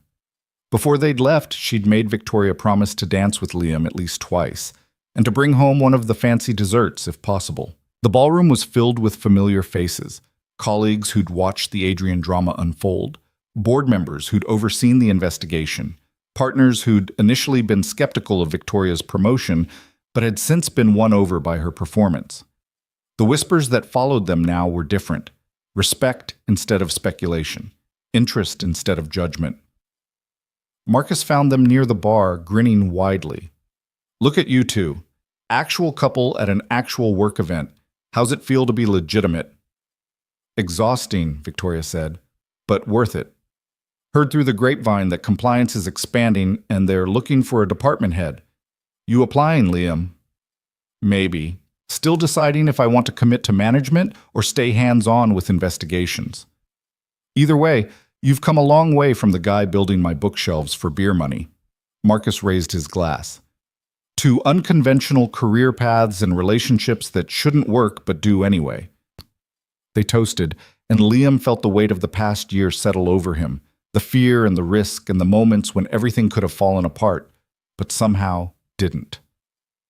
Richard found them after dinner, pulling Liam aside for a private conversation in the same lounge where they'd confronted Adrian a year ago. I wanted to tell you before the announcement, Richard said. The board voted this morning. We're creating a new position, Chief Compliance Officer, reporting directly to the board, with authority over all internal investigations and audit processes. Liam's heart rate picked up. Okay. We'd like to offer you the position. It's a significant promotion, substantial increase in both salary and authority, and it would make you one of the youngest officers in the firm's history. Richard's expression was serious. It would also make you my daughter's colleague at the executive level, which creates its own complications. I'd be working with Victoria? Alongside her, yes. Different departments, different responsibilities, but equivalent rank. Which means office politics, power dynamics, the constant scrutiny of people watching to see if favoritism plays a role in either of your careers. Richard paused. It's not an easy path, but I believe you're someone who can handle difficult paths with integrity. Liam thought about the past year. The investigations, the depositions, the careful rebuilding of his reputation, and Victoria's. He thought about Emma thriving in her new school, about the stability they'd finally achieved, about the life he and Victoria had built together from the wreckage of Adrian's schemes. I'd be honored to accept, he said. Richard extended his hand. Welcome to the executive team, Mr. Carter. When Liam returned to the ballroom, Victoria took one look at his face and pulled him onto the dance floor. What happened? Your father just offered me chief compliance officer. She stopped moving, eyes wide. What? Executive level, board oversight, the whole thing. Liam, that's... She laughed, bright and delighted. That's incredible. You're going to accept, right? Already did. Victoria kissed him there in the middle of the dance floor, not caring who was watching or what they'd say. When they finally pulled apart, she was beaming. We're going to be impossible to deal with, aren't we? Partner and chief compliance officer in a relationship, living together, raising a child. The gossip will be endless. Probably. Can you live with that? I can live with anything as long as I'm living it with you. They danced through the rest of the evening, and when the speeches began, Liam watched Victoria stand at the podium as the CEO recognized the partnership class and talked about Meridian's commitment to integrity and accountability. She was poised and professional and absolutely in her element, and when she caught his eye from across the room, her smile was private and real and meant only for him. Later, after they'd made their excuses and escaped into the cool spring night, Victoria pulled him toward the Riverwalk where they'd stood a year ago, deciding to make their fake relationship real. Remember when we stood here and I asked if you wanted to try this for real? She said, looking out over the dark water. I remember. I was terrified you'd say no, that you'd decide the risk wasn't worth it. And now? Now I know the risk was nothing compared to what we built. She turned to face him. I love you, Liam Carter. I love your integrity and your patience and the way you love your daughter. I love that you took a chance on me when you had every reason not to. I love the life we're building together. Liam felt emotion tighten his throat. I love you too. I love your fierce determination and your willingness to fight for what's right, even when it's hard. I love that you chose us, me and Emma, when you could have chosen safety. There's nothing safe about loving someone, but there's nothing better either. He kissed her again, there on the bridge where they'd started something real a year ago, and felt the certainty of it settle in his bones. This wasn't the careful performance they'd begun with, or the desperate alliance they'd formed against Adrian. This was something they'd built deliberately, with honesty and work, and the willingness to show up for each other even when it was complicated. When they finally pulled apart, Victoria was smiling through tears. Let's go home, she said. I promised Emma we'd bring dessert, and Sarah's probably exhausted from 3 hours of dinosaur facts. Home sounds perfect. They walked back to the car hand in hand, talking about whether Emma would still be awake and arguing about which museum exhibit they'd visit tomorrow. Small things, domestic things, the kind of ordinary moments that made up a life. Liam's phone buzzed as they reached the parking garage. A text from Emma, sent from Sarah's phone. Did you dance? Did you bring cake? Victoria said you'd bring cake. He showed Victoria, who laughed and typed back a response, promising both cake and a full report on the dancing. In the car, heading back to their apartment where Emma would be waiting with questions and Sarah would be ready to leave, Liam felt something he hadn't felt in years. Complete. Not because everything was perfect or because there wouldn't be more challenges ahead, but because he'd found people worth fighting for and they'd chosen to fight alongside him. Victoria reached over, lacing her fingers through his. No regrets? She asked. Not a single one. Good, because I'm planning to keep you around for a very long time. How long are we talking? She smiled, private and certain. How does forever sound? Liam thought about Emma's dinosaur collection spread across their new living room, about Victoria's clothes hanging beside his in the closet, about the chief compliance officer position waiting for him Monday morning. He thought about Sunday brunches with Richard and Catherine, about school plays and science fairs, about building something permanent with someone he'd started out pretending to love and ended up loving for real. Forever sounds perfect, he said. And when they pulled up to their apartment building, lights glowing warm in their windows, Emma's face appearing as she pressed against the glass, watching for them, Victoria squeezed his hand one more time. "Welcome home," she whispered. And for the first time in longer than he could remember, Liam felt like he truly was.